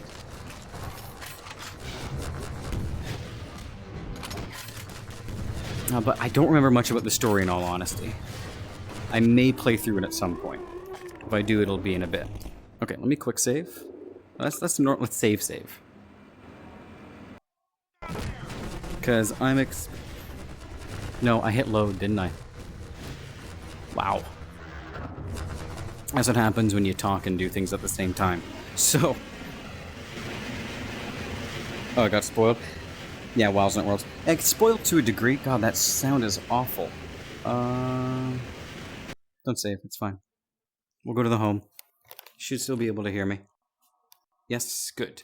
Yeah, spoiled somewhat. Spoiled to a degree, but I can't really remember it, so...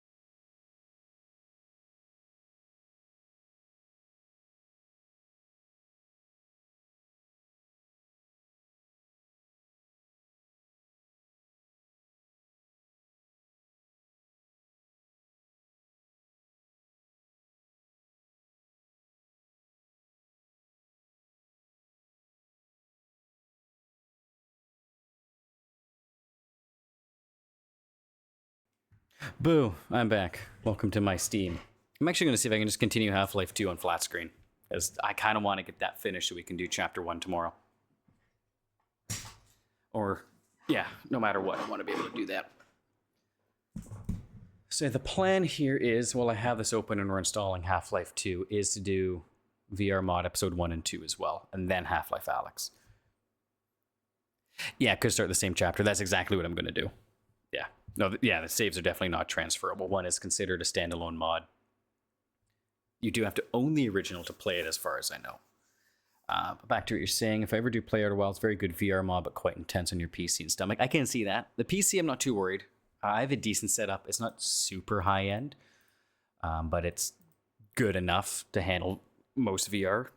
As for the stomach, yeah, I have very good VR legs, but I will say even the Half-Life 2 vehicle segments, those are rough when you start bouncing around out of control. As long as you're not bouncing around, it's pretty good. But once you start bouncing, it's a bad time.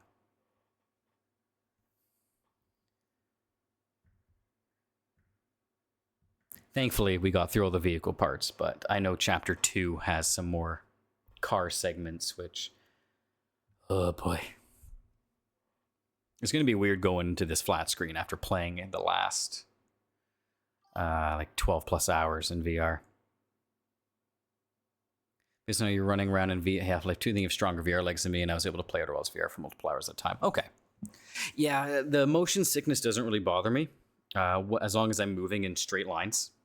The things that bug me is more when a vehicle, I says, like kind of flipping, flopping in the air, you know, doing a barrel roll or whatnot, and I'm not in the sky. Like, if I'm playing a flight sim, that's fine, because there's no ground to throw you off. But the second my brain sees ground and I'm flipping, I get super nauseous almost immediately.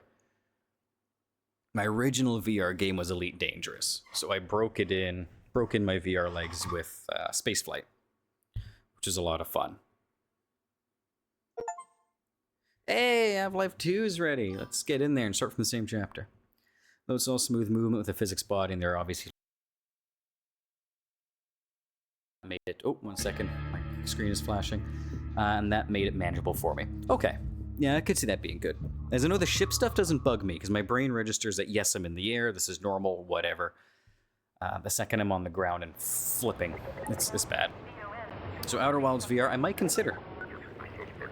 I don't really plan on becoming a VR streamer, so to speak. I just really like Half-Life Alyx. Oh, it's going to make me start a whole new game, huh? I don't want to do that, though. Maybe there's a console command to unlock all chapters. Probably. Let me find as my game flickers. Sorry, it's not set to borderless, so we're just going to have to deal with that for the moment. Half-Life 2, unlock all chapters. Console command SV unlocks chapters 15 after enabling developer console.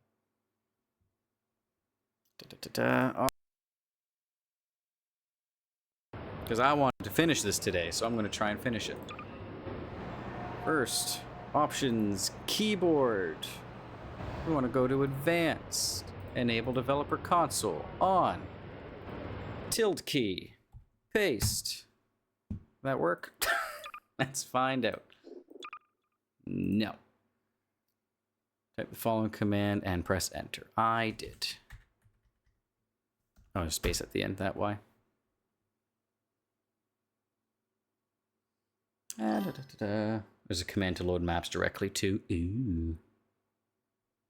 Or, yeah, actually, I just came. Or use the console to load specific maps directly using the map command. Activating cheats disable achievements occur in session. That's fine. I'm not worried about that. Have to be a slash? No. Okay. It's saying it's a good command.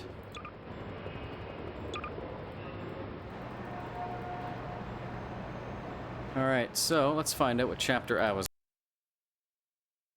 Screen. God damn. Today's stream, like usually my setup works really, really well. Today it feels so ramshackle because the battery died.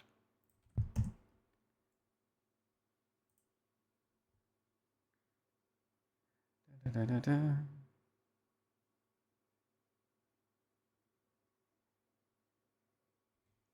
Okay, let's do this. Because I want...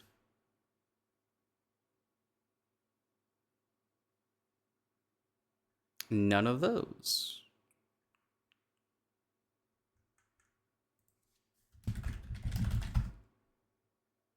DCC 17 underscore 10A, that might be the map. Hey, I'll try it. Okay, let me see if I can somehow switch this to borderless first. That's driving me nuts.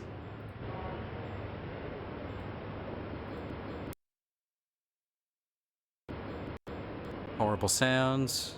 Oh, no. Windowed, no border. Okay, I thought that said not borderless. I see.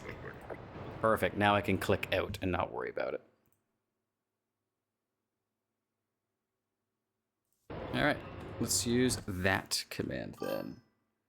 Oh, and chapters are unlocked now? Oh, they are. Good eye. Alright, whatever that did worked. Good.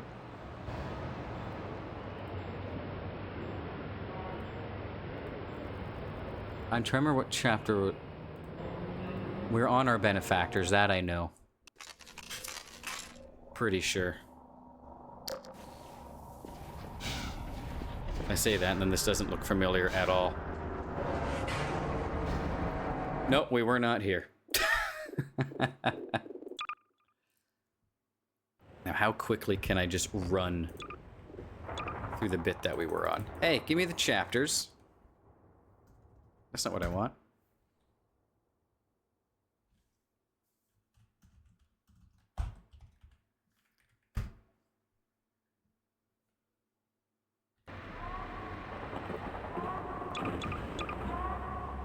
Oh my goodness. We had it work for a moment. Copy the wrong thing. Yeah. Map D3 underscore C17 underscore 10A. Let's do it. Map D3 underscore C17 10A. Thank you, sir. Slide drum. Legend. Yeah, Hi, everyone.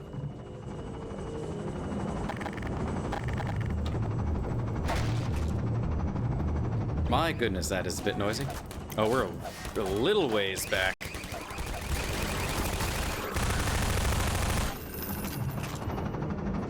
Actually, we're quite a ways back. Let me try the next one.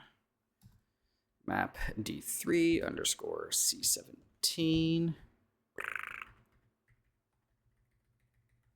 Let's do 10B.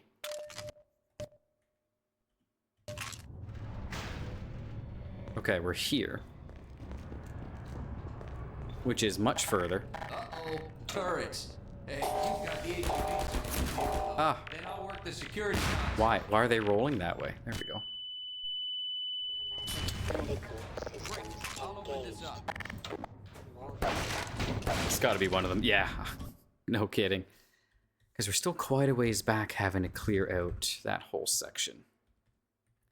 D3, C17. Let's go to 11.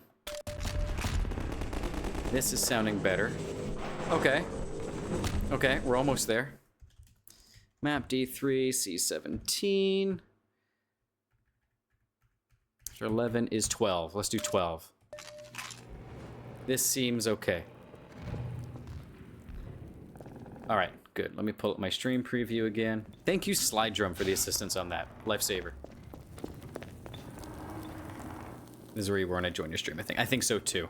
I think we were about to walk out. They said, hey, we gave you that box of rockets across the plaza. And it's in another time zone.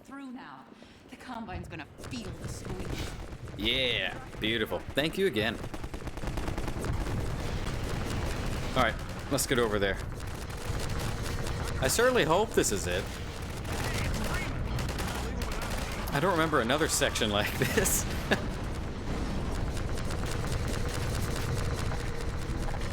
Now, were they kind enough to give me full ammo?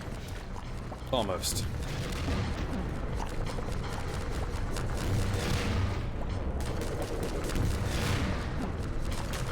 Actually, before I forget, I'm going to edit my stream info so it's not Half-Life 2 VR. It's just normal Half-Life 2 now. I don't want to set false things. False expectations. That's the word I'm looking for. Correct. And hi, Mouse. How's work going? How's the cafe today? Are you doing more receiving? Yeah, Mouse, even though you witnessed me plug in my VR headset today before you left for work, it died, and so did the battery pack. It charged a little bit. The cable we had that I was using for it is a bit too low power. So I'll either have, if I use that plug again, it'll have to be in overnight, or I use one of our high power plug. It's okay. It is what it is. So I'm determined to try and finish this today, though. So we're gonna keep going on flat screen. My bunker.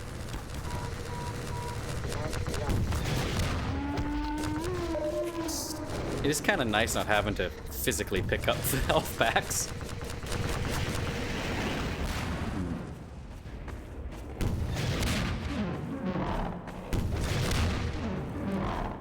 My God. Oh, I see that. Give me that. You've still got a decent chunk of the game left, but I think you can easily finish the day. Maybe. Only about an hour and 10 minutes left, and I know I still have to do the whole Citadel. So if we don't finish today, we're absolutely finishing it tomorrow. There's an option in the VR menu to auto pick up stuff when we walk over it, like the flat game. That's okay. I don't mind it in VR. I know I was just complaining about it, but it kind of helps add to the immersion. It's just me kind of commenting on the little things, like in the middle of a firefight, it's nice not having to pick it up. It hasn't really been an issue though for me. It has never gotten me killed. God damn. Alright, we're just gonna run for it. Ow. No, we're not. I don't have any power. Good. Good. Okay, we're not gonna run for it. We're gonna kill this one that's gatekeeping me. Hello, sir. And then we're gonna run for it. Yeah, it's hard picking up stuff in the middle of a fight, but... Oh, hello. It does let me decide how much I want to pick up. Like, I didn't want both those health kits. I got both those health kits. Leave me alone. You know what? I really can't judge. I'd be doing it exactly the same.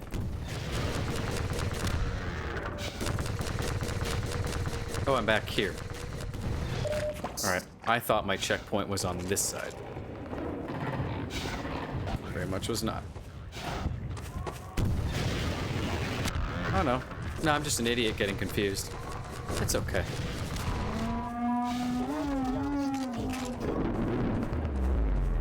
Alright.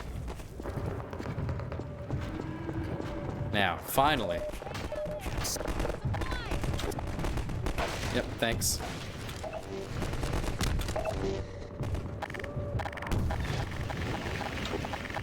Give me that. I know there's more coming.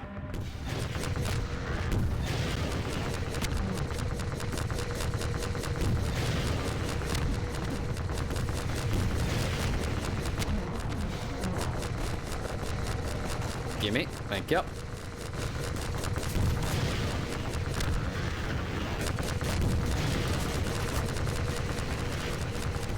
They are throwing crates at me.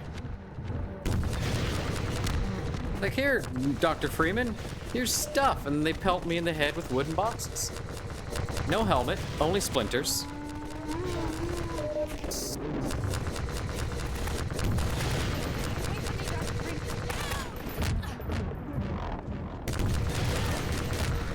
Many a splinter.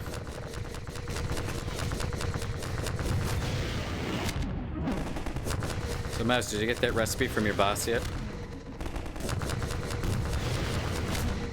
I'm pretty sure there's cheese in it. It was almost like a cheese dip. It was delicious. For that chili. It was really, really good.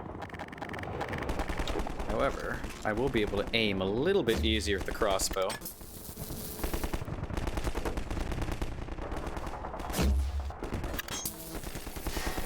Now, my hole in the wall didn't get blown open.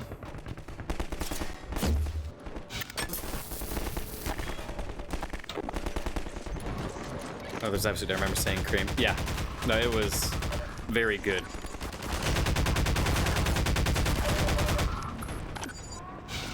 Very, very good.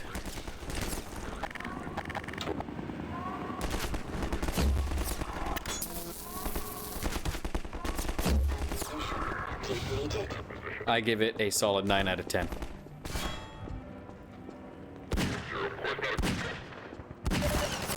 I don't want to die here, guys. I'll be honest with you. I do like the OG reload animation for the pulse rifle. I know for VR they made it magazine-based because it's VR.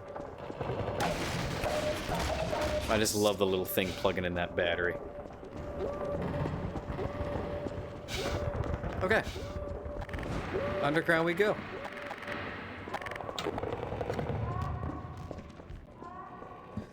Excellent. Gotta turn down my sensitivity a little bit. That's a bit better. Hello! Oh, you're not friendly. Nothing back there, huh? Alright. Although I do like how they added the iron sights to this gun in the VR mode. Hello? Oh my god, it's scuttling through the tunnels at me. I forgot about that.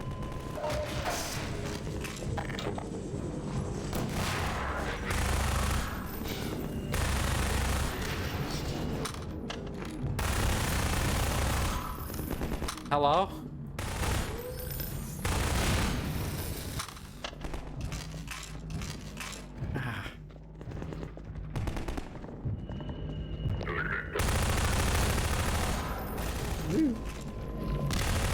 Ah, God, it's dark in my room too. Or my office.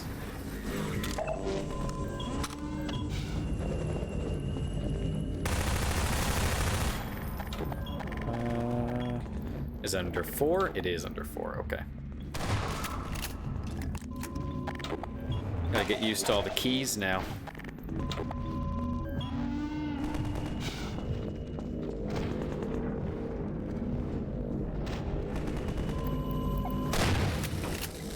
Forgot I had the ability to fire both barrels with this.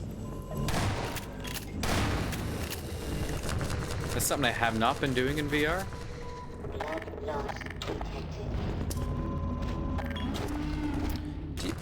I can't see. Hop, hop, hop, hop, hop, hop. Woo. Miss me, fucker.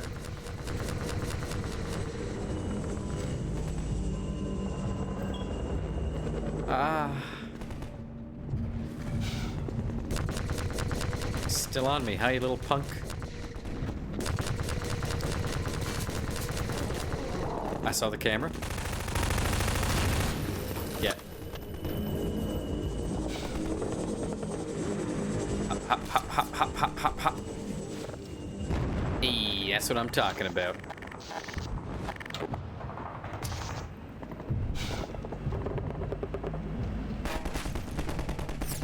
Here you.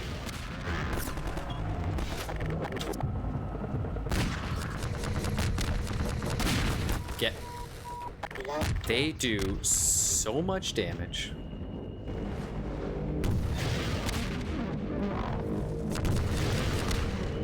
Two, three.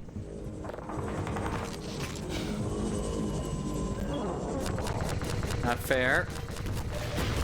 Oh. Just don't get hit. Trying. I hadn't thought of that until now, but I appreciate the tip.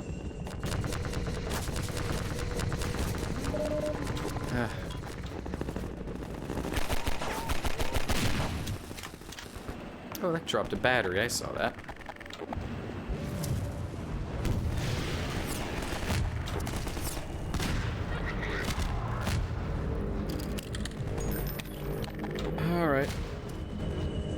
Happy to help. I'm sure you are. Oh, shit.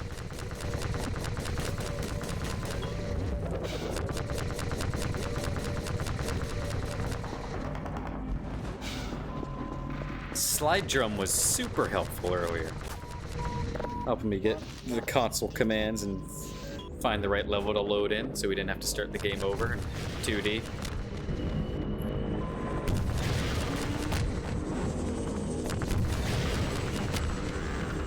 Absolutely stellar human being. Thank you again, Slide Drum. Endlessly appreciative for that. I always appreciate it when someone helps out when there's really no obligation to. 1 second. What is this?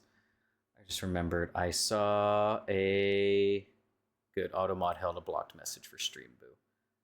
Let me get that banned. There we go. Saw that while I was doing the switch over from VR to flat.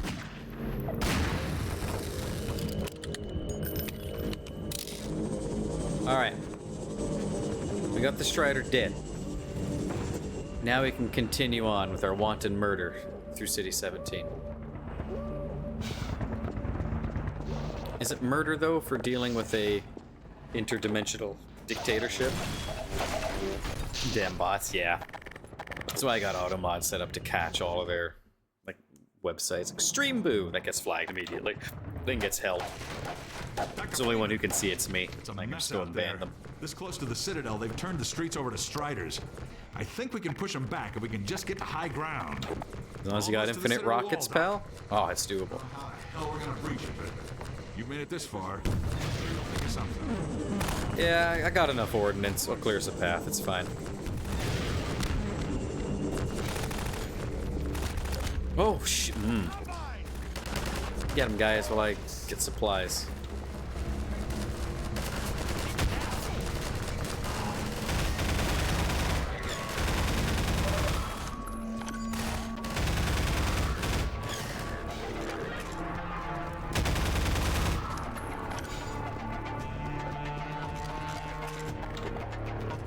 Good old Half-Life music.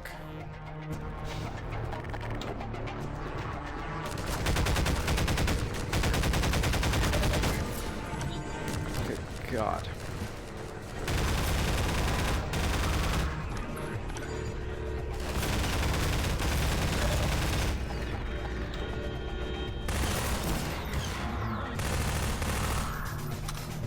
Come on, you rats. You really tall rat. You guys got health or rockets for me, or what?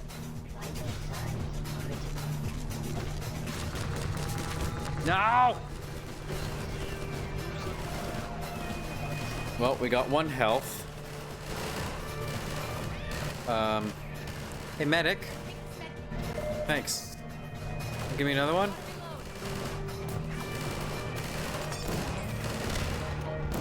Oh, that was a miss. Run back. Here, have a med. Thanks. Appreciate that. Thanks. Man, she's just handing them out like candy. Wait for it to move. Go. Cafe Baltic. Does that imply we're near the Baltic Sea?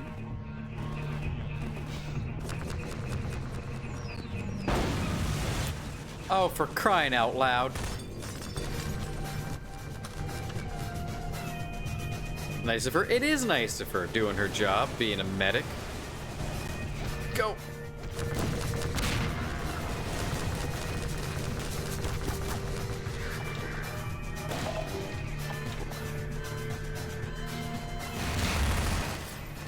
My God.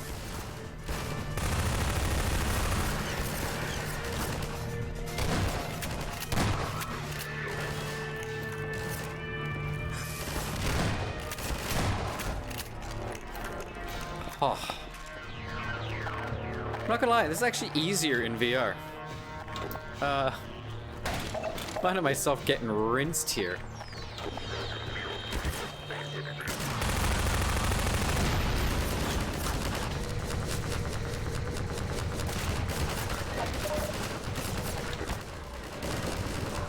Good God.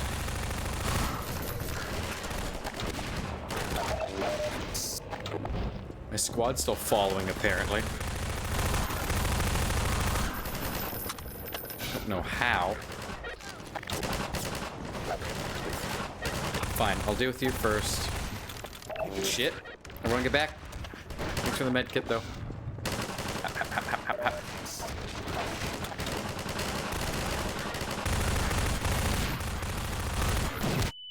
Oh! Die!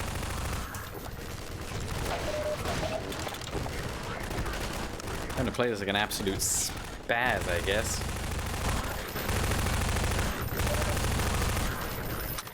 It's a lot of med supplies. It is getting juiced up on morphine. It's not because I don't have a helmet. My story, I'm sticking to it.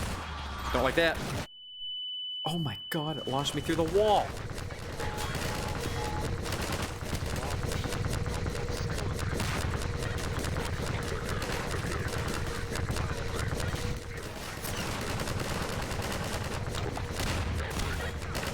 No cocaine? No, sadly. I feel like Gordon could really do with a little bit of cocaine after all the bullshit he's being put through.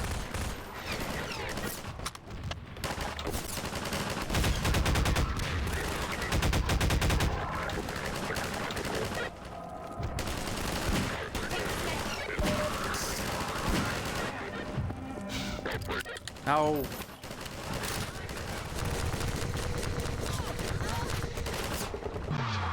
Shit.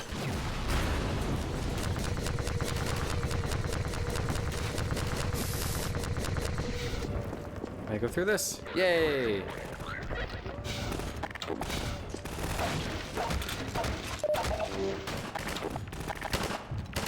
We'll keep the 357 out. You'll be a truly unstoppable man. I mean, he already is. I'm just a really angry scientist.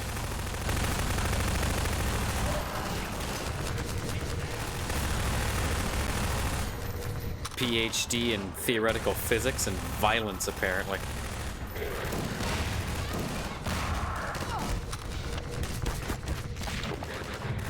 The Striders, however, are proving to be a bit annoying.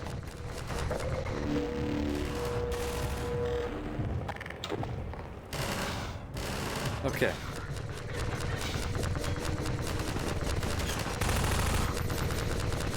Whoa, whoa, whoa, whoa.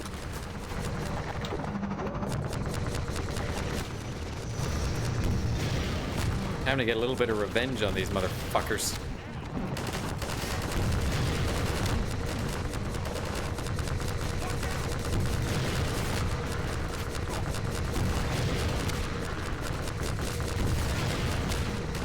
My God, they have so much health for tall, gangly things. There's one.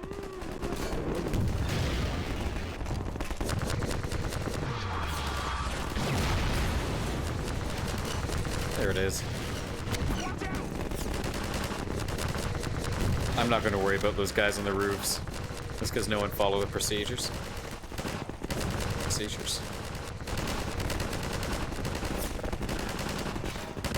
Is that why he's angry? Because no one followed the procedure. Whatever you're talking about has gone over my head ever so slightly. Because I've been focusing on shooting down Striders, and I don't know what that message came through. Good.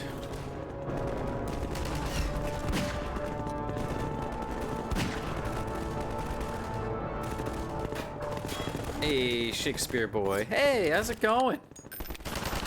And Secret Fairy Lady's here as well. Hello, everybody. What's going on?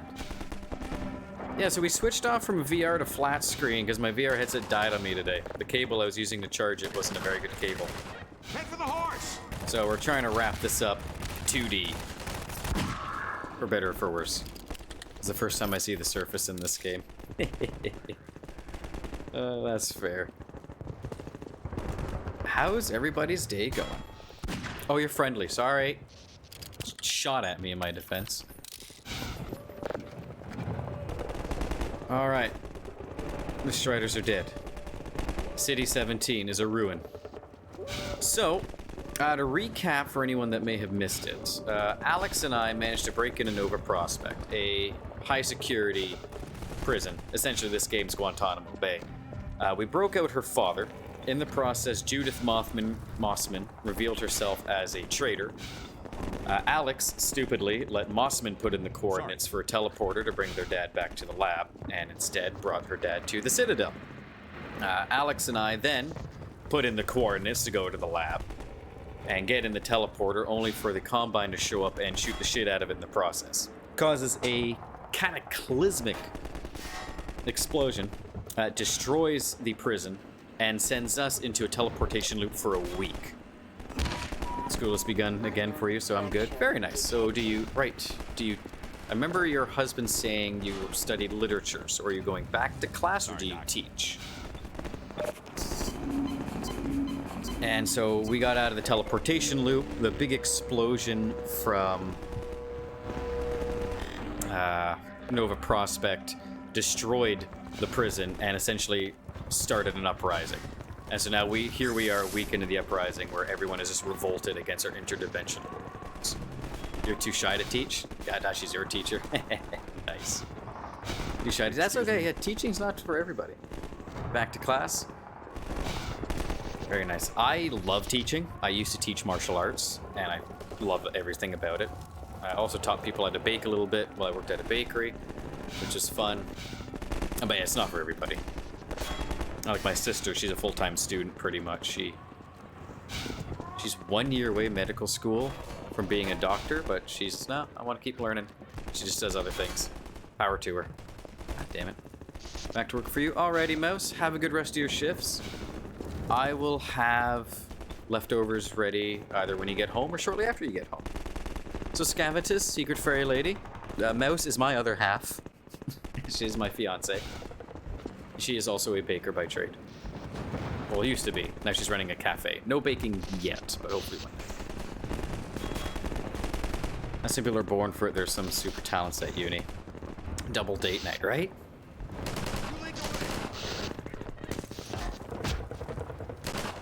You know, there are some people who are phenomenal teachers and some people who just aren't. You know, they can be talented but not good teachers. I remember at our karate school, we had one instructor. She was a good person. Loved her to pieces. She put in good words for me when I got hired. I eventually became her boss. Not a very good instructor, sadly.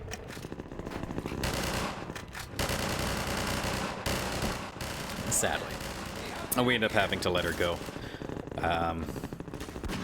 But like just losing her temper with parents and students, which in a martial arts setting, not good. Especially as an instructor trying to teach discipline and what have you. And then technique started to falter, but most of our staff were phenomenal. She was the only exception. Everyone else there were great. We were pretty picky on who we hired. Her brother, phenomenal. He's an amazing martial artist. Again, she wasn't a bad martial artist. She just wasn't a great instructor. Something she could have done better technique-wise, but it is what it is. No one's going to be a perfect martial artist.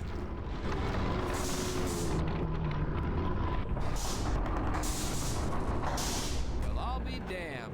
Good old dog. I think he wants you to go through, Gordon. Oh, gee, you better think? Hurry. Yeah, thanks. And if you see Dr. Breen, tell him I said. Clever. I'm a runner, not a fighter. That's fair.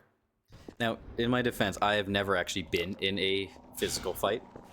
I've always been able to de-escalate anything first, or just really never put myself in a situation where that's happened.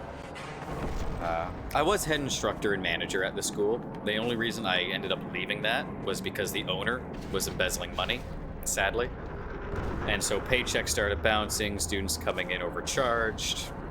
You know, I can't survive off of pure passion, sadly. What the fuck? Yeah, it was a lot to keep up appearances, because at one point he had multiple schools. And then one of those schools, the person running it, took all of his student base and opened up a different school. Now, he had his reasons for it, which I won't get into, but that kind of set, like, the dominoes in action. And so suddenly it was, oh shit, my god. Ah! Suddenly he started trying to keep up appearances like everything was successful, everything was okay, even though it wasn't, and we needed to downsize. Stealing from schools, that's really, really low. Yeah, I mean, it is low. Like, yes, he owned it. Yes, he was, you know, entitled to that money to a degree because it was his, and we were subcontractors. But you still need to leave enough money there to pay the people that you're having come out. Like, it's obvious ethics. Now, this man did a lot of amazing things for me and my family. I will not deny. I had free membership there for well over a decade. He gave me a job. I had a lot of personal shit that was going on for a while, too. He gave me a place to stay in if I ever needed one. He was like a second father figure to me.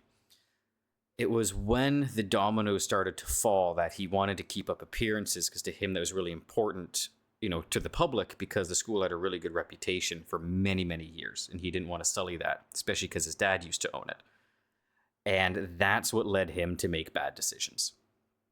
Criminal decisions, I won't lie. He did phenomenal things for me, my family, and other families, but he made some horrible decisions towards the end there for the sake of appearances, and did not downscale when he should have in order to build it back up to where it was. He wanted everyone and the communities at large to think everything was still okay when it wasn't. It was kind of an embarrassment thing. That's my guess. We never had a heart-to-heart, but, you know, I was in that school 60, 70 hours a week. I saw everything. That's my educated guess. That would be hard in Belgium. Unions are quite powerful here. Yeah, we also weren't unionized. We technically weren't employees. We were subcontractors. So we were technically self-employed. Mind you, which wasn't bad, which means like any kind of uniforms or anything we bought, we were able to, like, you know, weapons, sparring gear, anything we got, even if it was just because we wanted it and didn't need to teach with it, if it was martial arts related, we could claim it on all of our taxes, which was really nice. But we also had to pay all of our own taxes because we were subcontractors, which kind of sucks. Mind you, getting into a job like that fresh out of high school, because I was working there part-time all through high school. I graduated, went straight into full-time work, 5-6 days a week there because I loved it. Taught me a lot about taxes in the real world. Like, I learned how to do taxes, claims, etc., what you can and cannot do that time of year, which was a great learning experience. And I have no regrets. I can relate a little bit. Seeger Farrell and I worked for the same company many years ago. Right now the company's under criminal investigation. Ooh. I guess I should have gotten out of the tube before I got electrocuted, huh? I got welded into it. We had no idea of any illegal activities back then. Yeah. And it's always shit when stuff like that happens. Now, I had approached my boss on a couple of occasions, like, hey, I'm looking at leaving because stuff isn't adding up. What's going on? And he had a silver tongue. Like, he was a good talker, and I learned that from him. I have quite a silver tongue. I don't use it for criminal activities, mind you. I use it genuinely to show interest and intrigue into people's lives. He used it to, like, oh yeah, no, it's okay, I'll pay you back. He's pissed off a lot of people. There's a whole book in that in and of itself. But no, he always talked me back into it because, you know, obviously, father-like figure, I trusted him a lot. He did do a lot of good. I'll never deny that. And it was genuine. I don't think he was doing it for nefarious purposes. It was absolutely genuine. But yeah, no, desperation makes people do funny things.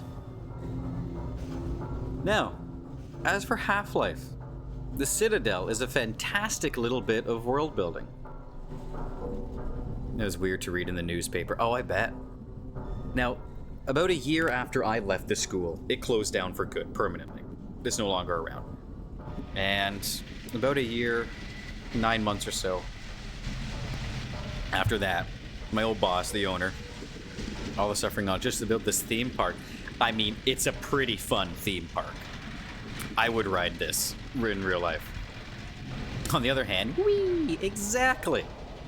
This is what all the suffering is for the Combine Citadel Interdimensional Theme Park.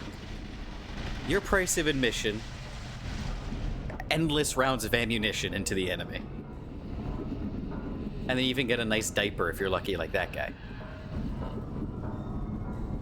Anyway, my old boss, he went missing. He just vanished off the face of the earth of his own accord. He organized it. Because he got into a fight with his fiance.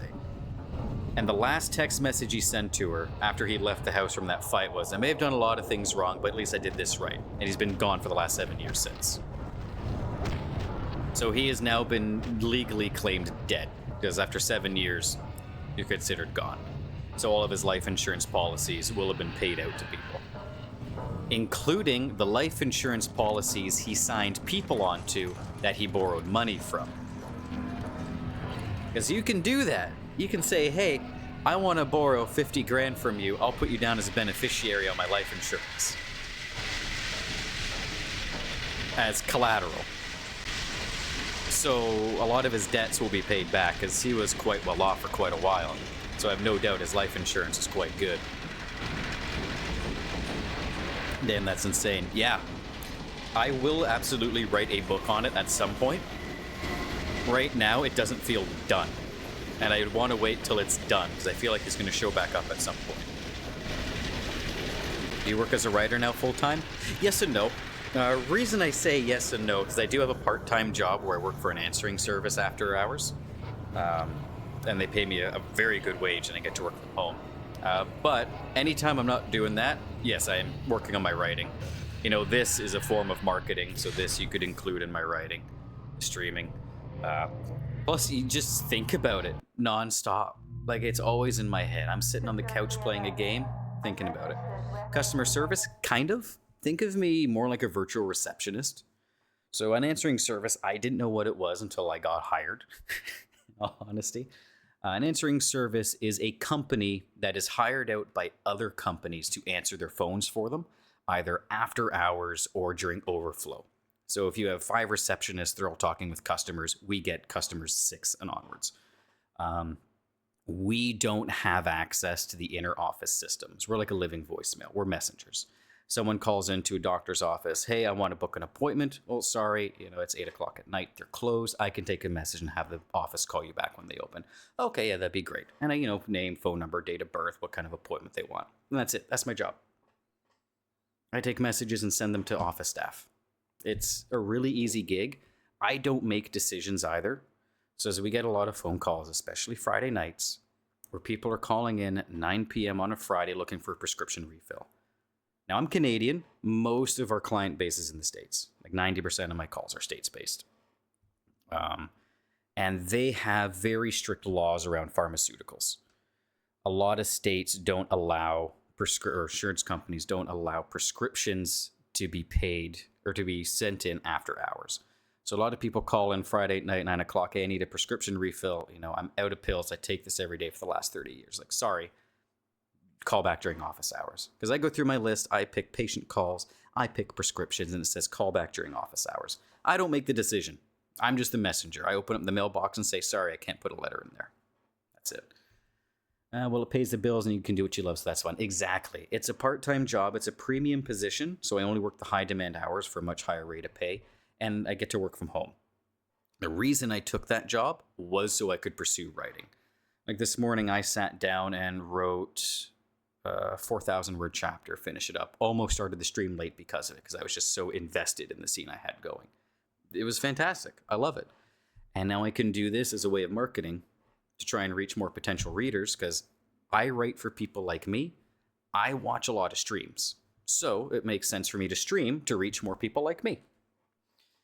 And I wouldn't be able to do all of this without that part-time job.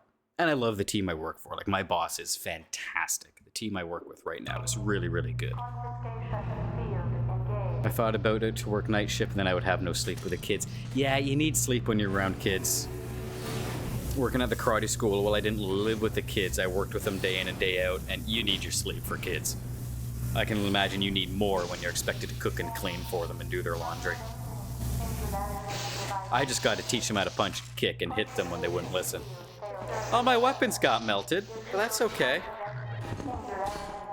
Because I now have The super gravity gift. So, this is Dr. Freeman. What's up, Dick? At last. Yep. I wish I could mean, at say last. this We was met a in the opening of the pleasant game. surprise, but it's neither a surprise nor, as you will surely agree, very pleasant. Yep. Well, I am nothing if not pragmatic. Yep. I will admit, though, my shifts, I only work 3 hours a day. Did you study literature and English as well? No, nothing post-secondary. I was always a straight-A student in English through elementary and high school. And then after high school, my goal wasn't writing, even though I dabbled with it. It was martial arts. And you already know how that went. So after martial arts, the girl I was dating at the time, her and her brother got me a job at a bakery they worked at. So started off as sales staff there, eventually made it up, promoted to be a baker, and then production team lead. So I was the head baker, and then I was manager. Well, I left that because it was a corporate bakery and I didn't enjoy the corporate stuff. I like to think we might have been able to work together. 1 second, where are subtitles? Not necessarily for me, because I can hear them no problem, but I know for, as a viewer, subtitles are An nice. atmosphere of mutual trust and respect. Certainly judging from your brief tenure at Black Mesa while I was Yep. its administrator. Shut up. Honestly, I forgot that worked. Yeah, so the corporate stuff at the bakery kind of put a damper on it. It's like the stress started to affect my home life. Mainly because that company contracted out one repair company to do all repairs company-wide. And they were horrible. They would fix more stuff than they break more stuff than they fixed. So, and then I'd get in trouble because product wasn't looking good, but all of our equipment's broken. And when you make, you know, a few hundred buns a day, you need your bun rounder to be working in proper order. So I left that. During my time there, though, my girlfriend at the time, her brother was big into writing, and he pulled me back into it. So we'd go to a writing group once a week. You know, him and I would spitball ideas back and forth from like all shift from 1 in the morning till 10 in the morning. And with him, my books, Val and Far, wouldn't exist. I've dedicated the second one to him. So it's something I always enjoyed. I always liked stories from games, movies, etc. I liked writing short stories and stuff in high school. You know, quite some books. You must have found your purpose. Yep, from 1 to 10 a.m. That's when we baked. We did everything from scratch. So while it was a corporate bakery, everything was from scratch. Our white loaf had 5 ingredients, which was flour, water, oil, yeast, and improver. No, there was no oil in it. Sorry, salt, not oil, and improver. And improver is just like nutrients for the yeast to help it go faster. Nothing chemical. And that's it. That was our white loaf. It's 5 ingredients. Yeah, so he dragged me back into it. And then after I left the bakery, I worked at an old student of mine's lumber yard for 9 months as a commercial driver and lumber yard worker, which was a lot of fun. You know, I got my forklift certification, commercial driver's license, which is great. And then 9 months into that, which we knew it was going to be temporary from the get-go, I decided I was going to finally make the leap and pursue writing full-time. Because, one, it's something I absolutely love. I love the writing. I love crafting stories. I love storytelling. I've always had an active imagination and do skits and stuff like that when I was younger by myself. I'd have like the multiplayer split screen set up on Halo and Halo 2, and I'd have all the characters on screen. I'd be acting out skits on my own on my days off. Like my parents are at work and I had the day off from school.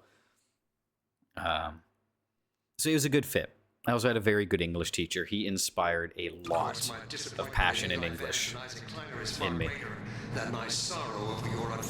So while I didn't study it, it's something I've always loved. Who knows what seeds of iconoclasm they planted when you were young and gullible. But while they certainly share a great part of the responsibility for the recent troubles, it is you alone who have chosen to act with such willful disregard for humanity's future. The irony, buddy, you're the one who sold out humanity just for a position of power. Like, in a week, a handful of civvies have been able to structure a successful revolt in City 17. We would have been able to fight back. It wouldn't have been pretty, don't get me wrong.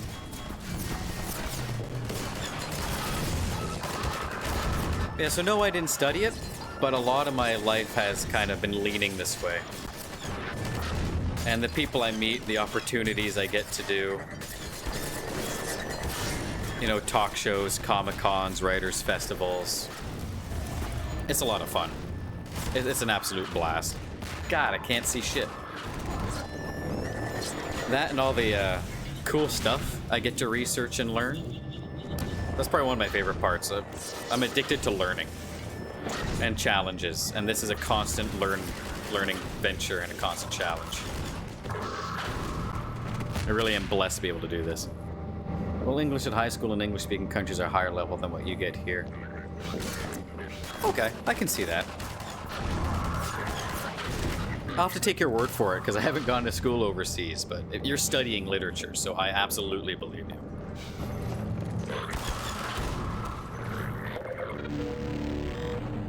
English is just a fucked up language, too.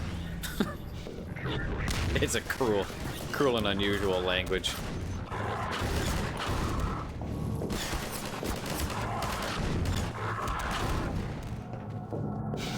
We're winning.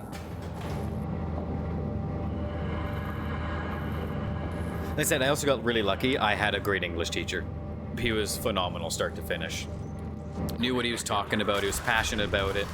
He's also an author now as well. I reached out to him in the last few months and said, hey, how's it going? By the way, you inspired this in me. And he's also an author now, like published novels and everything. It's awesome. He's a phenomenal guy. I think at first, second year uni, here's what you got in high school probably. Okay. We also did a lot of Shakespeare, which I loved, and my teacher also loved Shakespeare. We also got to watch the modern day recreation of Romeo and Juliet with Leonardo DiCaprio, where they're all like Florida-based gangsters. However, the one we did not do Hamlet.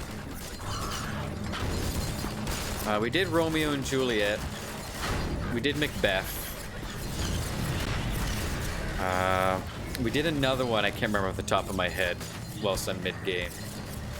But I know instead of Hamlet, we did Oedipus Rex. Shakespeare's year 3 here. Ooh, Shakespeare's awesome.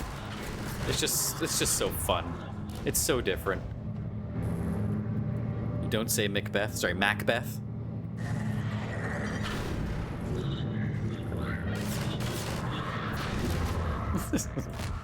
I mean, in my defense, my last name is McClain.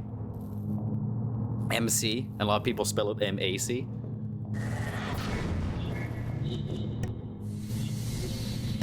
So I default to Mick whenever there's a Mick or Mac. He's quite funny, quite a challenge, though. He is. Oh, dialogue. Hope, motherfucker. Can you name even one thing? Yes, hope. I thought not. I have created hope, I've created resistance, I've created scores of dead bodies. And I've also created a crater where Nova Prospect used to be. Yeah, we did Oedipus Rex instead of Hamlet, and that was a blast. Ancient Greek play. Guy who inadvertently kills his own father and marries his mother without knowing it. It's a classic story, the Oedipus complex, obviously. But he was just that kind of teacher. He was a lot of fun. He was also a metalhead, so like I remember grade 9, one of the first projects he gave us was going over commas. Because he was a huge comma buff. He gave us song lyrics and said, punctuate this. Extra points if you can guess what song it was. And they were all metal lyrics. Like it was AC/DC, Metallica, you know, classic rock, classic metal, hard rock. Which I listened to a lot of that at the time. So immediately it's like, I like this guy. And yeah, I had him. I was lucky. I had him for 3 out of 4 years in high school. I had him in grade 9, 11, and 12. My grade 10 English teacher was also good, but she wasn't him. He was great. I owe almost everything to him for English. Like, his method of teaching how to write essays got me straight A's in every essay I wrote inside and outside of English, including science class. Because the way he taught it just clicked with me so well, I became a straight A essay writer. I would have loved English classes like that. He was great. Like, I was so absolutely blessed with the teacher I had. Because I know I heard horror stories from other students in other schools about their teachers. And my heart broke for them, because like, it shouldn't be like that. Like, a good teacher changes everything.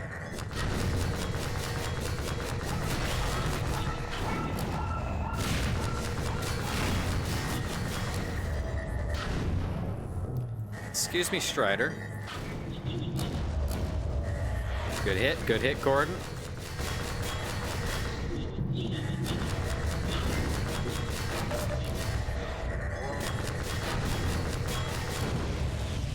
Beautiful. I need health.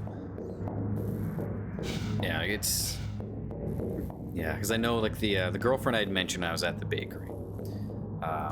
She had awful teachers in her time. Look, Gordon. Look at Awful. what you are throwing away. Is it worth it? Yes, it's worth it. Breen right now is sitting there wondering, oh, if it isn't the consequences of my own actions. I'm the dude you tried to frame the whole Black Mesa thing on, asshole. First thing I say to the doctor, I need health. Oh, that'd be great. I'm gonna have to do that next time I go to the doctor. Let's take a seat. Okay, what do you want to talk about today? Doc, I need health. Here you go, let me patch you up. Then sends you on your way. In the US, it's a $5,000 bill.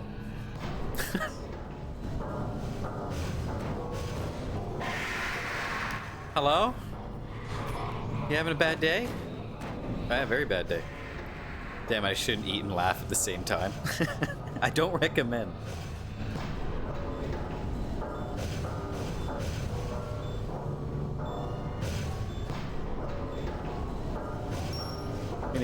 Hey. Cheese. Big smile. Oh. I love set pieces like this. Like in any game, even in a book or a movie, just being locked in on rails to take in scenery of some cool piece of scenery. I love it so much. It's something I want to do more in my books. But it's hard to because everyone I have talking is doing stuff or thinking. I've never really had a moment where someone was strapped down, being carted around, not able to do anything.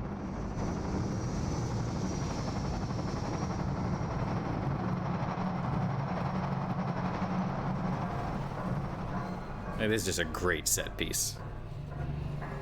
And there's one good thing about this game, too, in its storytelling, is you open the game, you walk out into City 17, the first thing you see is that square and the massive monolith, the Citadel. And you finish the game in that massive monolith, one of the first things you see. Love it when it comes full circle. Always feels really, really good.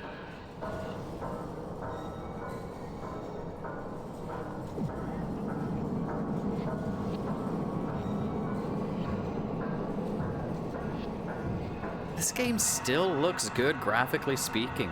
Came out, what, 2004? It still looks quite good. Last level. Which means tomorrow we get to chapter 1. Oh, hey guys. You can give that back, you know. Mossman. You bitch.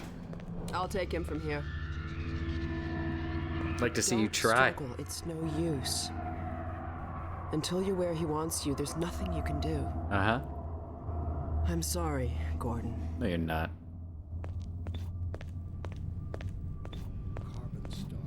I still question why Alex let Mossman put in the coordinates for Dr. Kleiner's office. She finds out she's a traitor and goes, hey, make sure my dad goes to the right place. No! No! Horrible decision. Impossible to describe. My biggest gripe on the story, because Alex is such a smart character. Beyond words, Breen. This is the big floating aliens, another half-life. I think that may be chapter 2. Good. If it's the big floating one I'm thinking of. Hey, Eli. It isn't Gordon Freeman at last.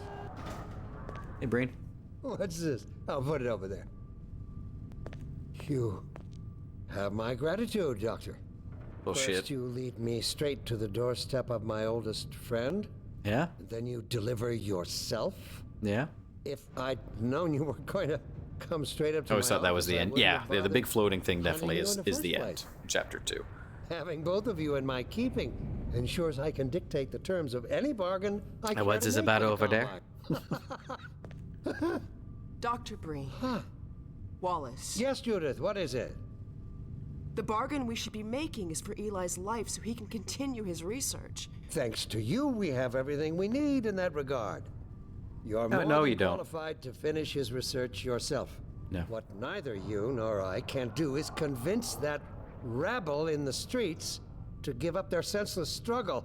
Yet Eli refuses to speak the words that would save them all. Doesn't save them. For what? Thank you.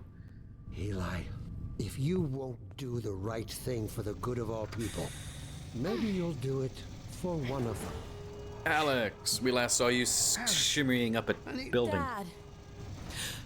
Gordon? Hey, gang's all here. God damn you, The only Bree, named let it characters go. are missing are Kleiner and Barney.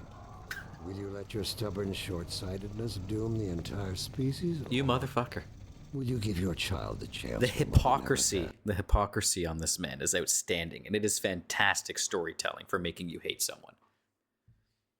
It's fantastic. It's really well done. This monologue is great. How dare you even mention her? Alex, my dear, you have your mother's eyes, but your father's stubborn nature. You haven't seen a bit of it Headshot. yet. Some Really? people like Well, that kind of let's see how headshot. well, it serves you on the far I'm not side one of of the them. combined portal. Go ahead, Bree. If that's the worst you can do, send us both through your portal. Oh, it's hardly the worst. But you might find that hard to believe once you get there. It isn't necessary. I agree. It's a total waste. Fortunately, You hate. the Resistance has shown it is willing to accept a new leader. And this one has proven to be a fine pawn for those who control him. Yeah, G-Man is kind of got me How by about the it, Doc balls. Freeman? Did you realize your contract was open to the highest bidder? Gordon would never make any kind of deal with you. I was understand forced you into don't this discuss in front of contract. your friends. I'll send them on their way, and then we can talk openly. I did the ending in Half-Life 1 where I didn't take the deal, and I got mugged by dozens of alien soldiers. Judith, what do you think you're doing? We're doing what I could never do alone. We're stopping you. Yes. I mean, better late than never to turn coat Get again. in here. They know you betrayed them. They'll turn on you. Judith, Dr. Mossman, please. I'm sorry, Wallace. You're all out of time. Ooh, Wallace. Don't- First name basis. And that also shows a lack of respect for the character. He's no longer Dr. Breen to her, he is now Wallace. He's no longer holding a station of authority. I actually did something like that in the chapter I wrote today, where someone in a high station was immediately demoted by a character, and immediately that character stopped calling them by the title, which was the honorable thing to do, so to speak. Because if you're speaking to someone in that position, you say, hey, I'm not going to say the title due to spoilers, but say, you know, this is general example, hey, General James, why not? I revoke you of your right. And now from that point on, that character was just James. Title was gone. It's a great way of showing a lack of respect, and you're stripping their authority from them, which is a good way to piss people off. Hurry! Especially doctors. I've answered for some doctors. Most of them are pretty good. But sometimes a doctor calls in as a patient. They insist on being called doctor, like it's part of their name.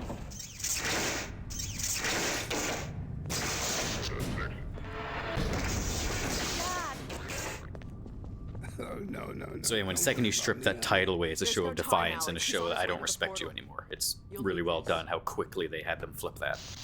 Dr. Mossman, Judith, look after my father. Now in this case, going from Dr. Mossman to Judith, I'm that not is kind of the saying goodbye. opposite effect and making it more personal because of the tone used. Come on, Gordon. Let's go. You sure he's safe with this traitor? I guess he can stab her with his leg. Let's go. Gordon, we haven't known each other very long. Correct. I know you didn't have to do this. So I'm looking at her sweater. It's weird for me because I had to own rescue that my sweater in father, real but life. And seeing something I own in game is kind of Thanks for surreal. coming after me. Hey, listen. That friend who dragged me back into writing gave me this sweater, this Black Mesa sweater for Christmas one year. Because he knew I liked Half-Life. She did steal it from me. I should go check my closet. There he is. Hey, stop talking to the giant tit and give me back my gun. Didn't even take it with you. Fucking idiot. Oh well, more for me. Damn it, not again!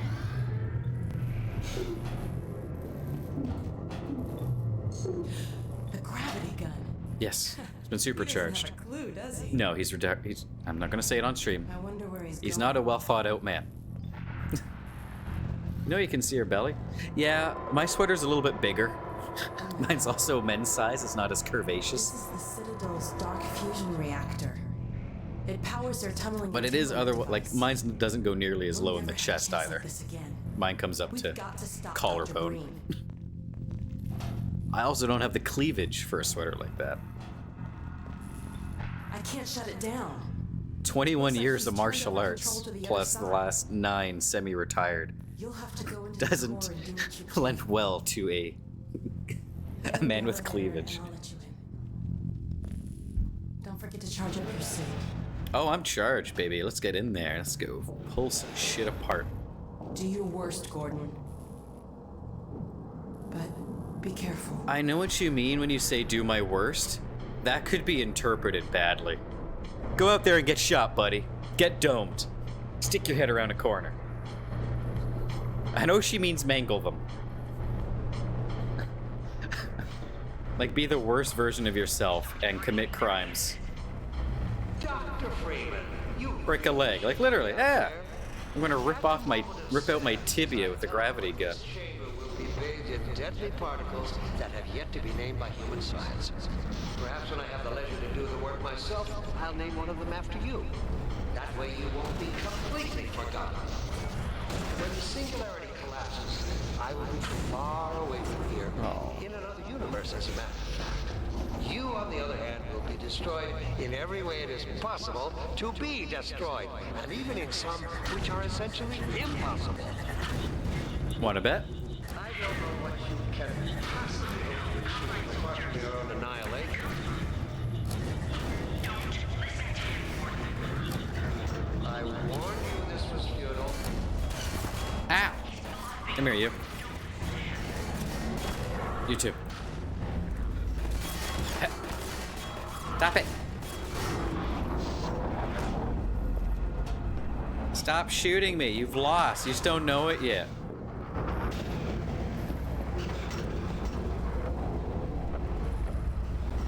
My god, for an MIT scientist, he's got phenomenal balance after the Black Mesa incident.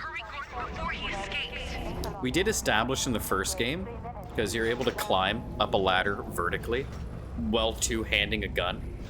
So you're going up just legs, completely vertical. That Freeman is just one big abdomen. He got exposed to so much radiation, he's one big ab.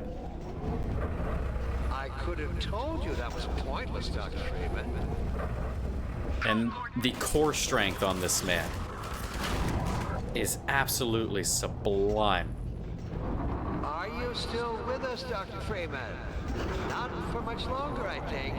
See, he's talking less You had harnessed your to intimidate us for a use. and more to reassure himself.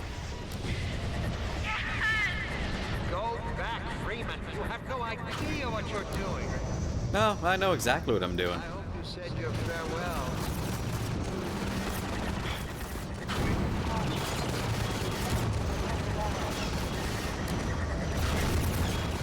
Don't appreciate the gunships. Come on. Good hit. Maybe. Good hit.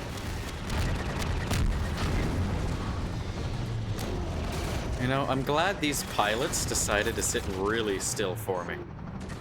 It is an absolute pleasure.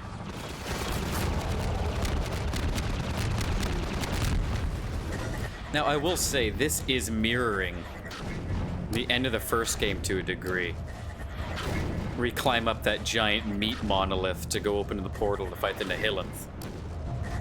Although this being the opposite, because the Nihilith was an enemy of the Combine, running away from them. It's kind of a weird, I don't know if they did this intentionally, it's kind of a yin-yang thing. Where now we're climbing up the opposite faction's giant tower to go kill the boss. I don't know if that's intentional or just the way it worked out, but it's a nice parallel. Think, man. Think of the people below. No! It's all for the people below. I don't need you for shit, asshole. Come on, Gordon. We've got to get out of here. Maybe we still have... Nope. I'll shut up now while we watch this. Time, Dr. Freeman? Is it really that time again? It seems as if you only just arrived. You've done a great deal in a small time span. You've done so well, in fact, that I've received some interesting offers for your services. Ordinarily, I wouldn't contemplate them, but these are extraordinary times. Rather than offer you the illusion of free choice, God, that I will breath. take the liberty of choosing for you, if and when your time comes round again. I do apologize for what must seem to you an arbitrary imposition, Dr. Freeman. I trust it will all make sense to you in the course of... well, I'm really not at liberty to say. In the meantime, this is where I get off.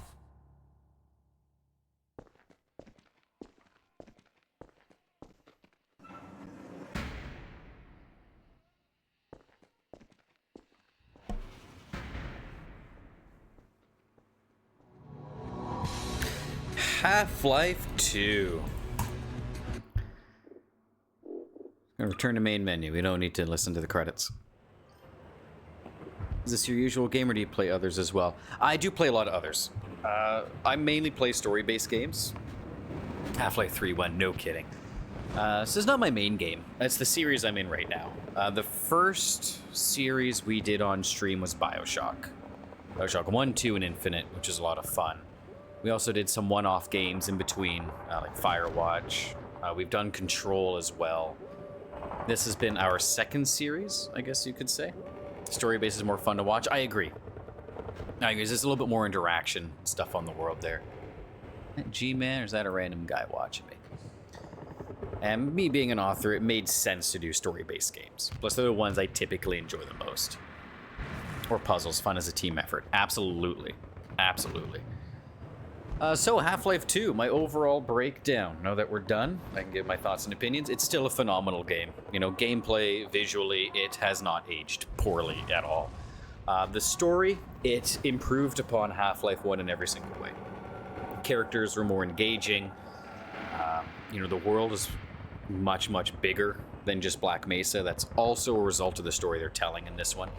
The only sins I'd say they've made, I know a lot of it's fixed in Chapter 1, Chapter 2, would be explaining what happened from the first game to the second game. I would have liked to have seen more exposition on that early on to get you more immersed in the world. Maybe replace some of the propaganda broadcasts on TV, you know, with historical propaganda. Like, hey, here's why the portal storm was a good thing. Kind of lets you piece together what happened while still keeping it propaganda-ish and giving you that credence that this is now a dystopia. Past that point, the story was great. You know, Ravenholm, I would have liked to have seen a little bit more backstory on that, but it's easy enough to piece together. Like, yeah, with it being kind of a refuge, a hideout, you're still given the same kind of feeling of dread. Like a town was just assaulted, even if it wasn't a refuge. You know, going along the coastline, along Highway 17, seeing all the oceans receding was a great bit of environmental storytelling. The world is dying. The Combine are doing stuff to the planet that's not good.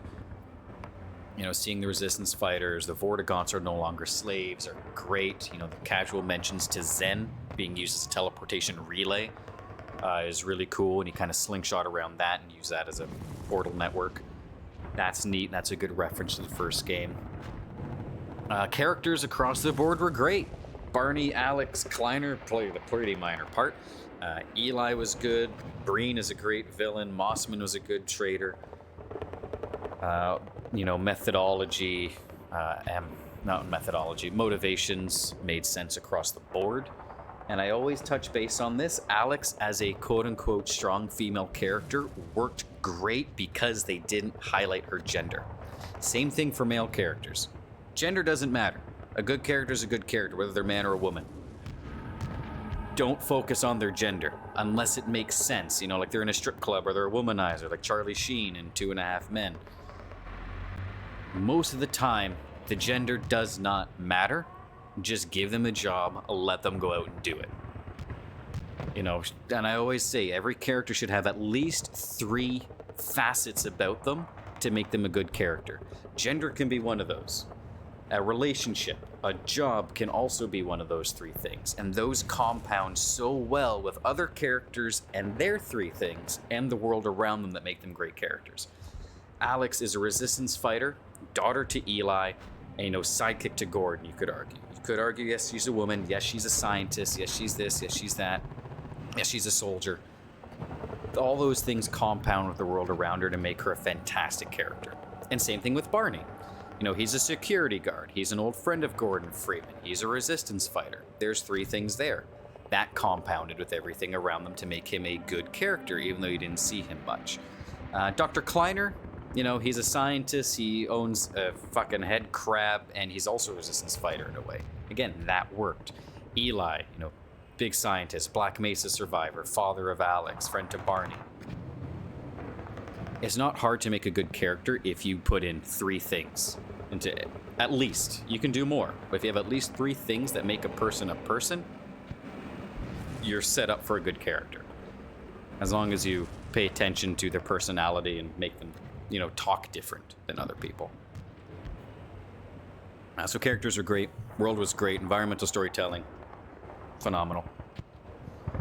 I give it a solid 7.5 out of 10, just because I would have loved to have more exposition at the very beginning. That's it. And I know they clear up a lot of that in Chapter 2, which I'm looking forward to getting back into, because I've only played through that once in my life. Spoken like an author. Well, thank you. Speaking of which, the ending of this game made it sound like he would be calling on Gordon Freeman in a long, long time. As far as I know, Chapter 1 takes place almost immediately after the events of this. So it has me wonder if Chapter 1 and Chapter 2 were pre-planned, and they set up that as kind of a red herring, or if they were spontaneous, like, hey, let's keep going and flesh out the world a little bit more for people.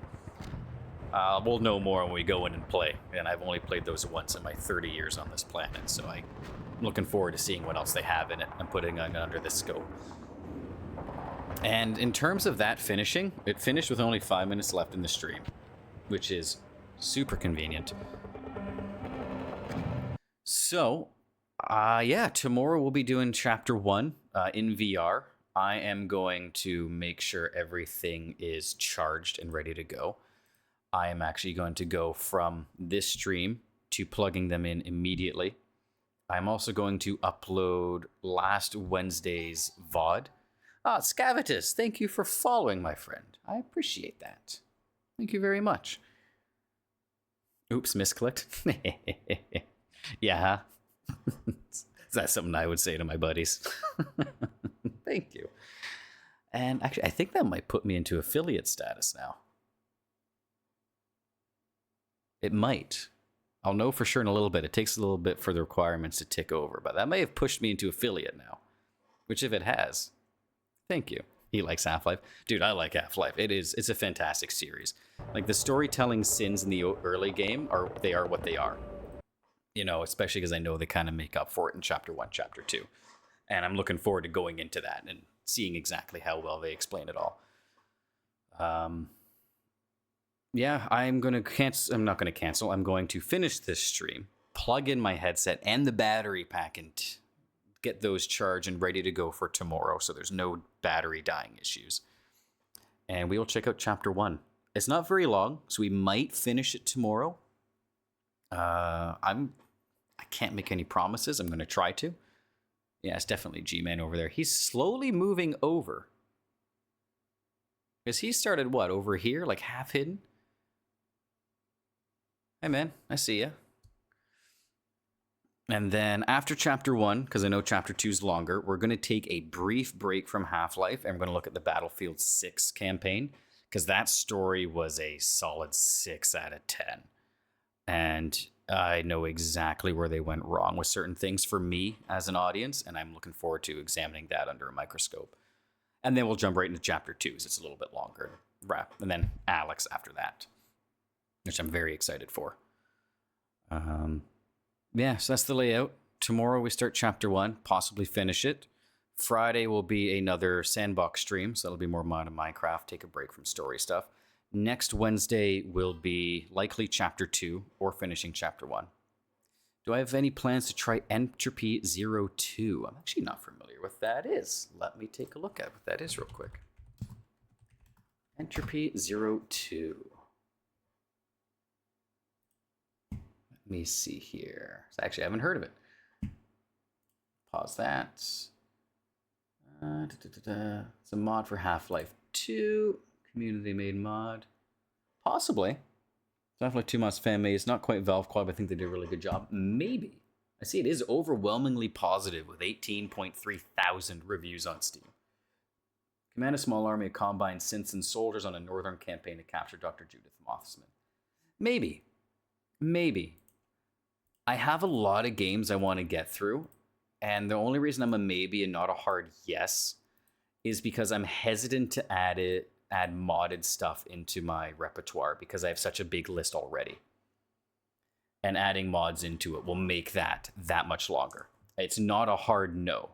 Seeing it was 18,000 reviews and overwhelmingly positive, it's likely I will check it out because that is a stupidly good review for it, which makes me think that mod is something special.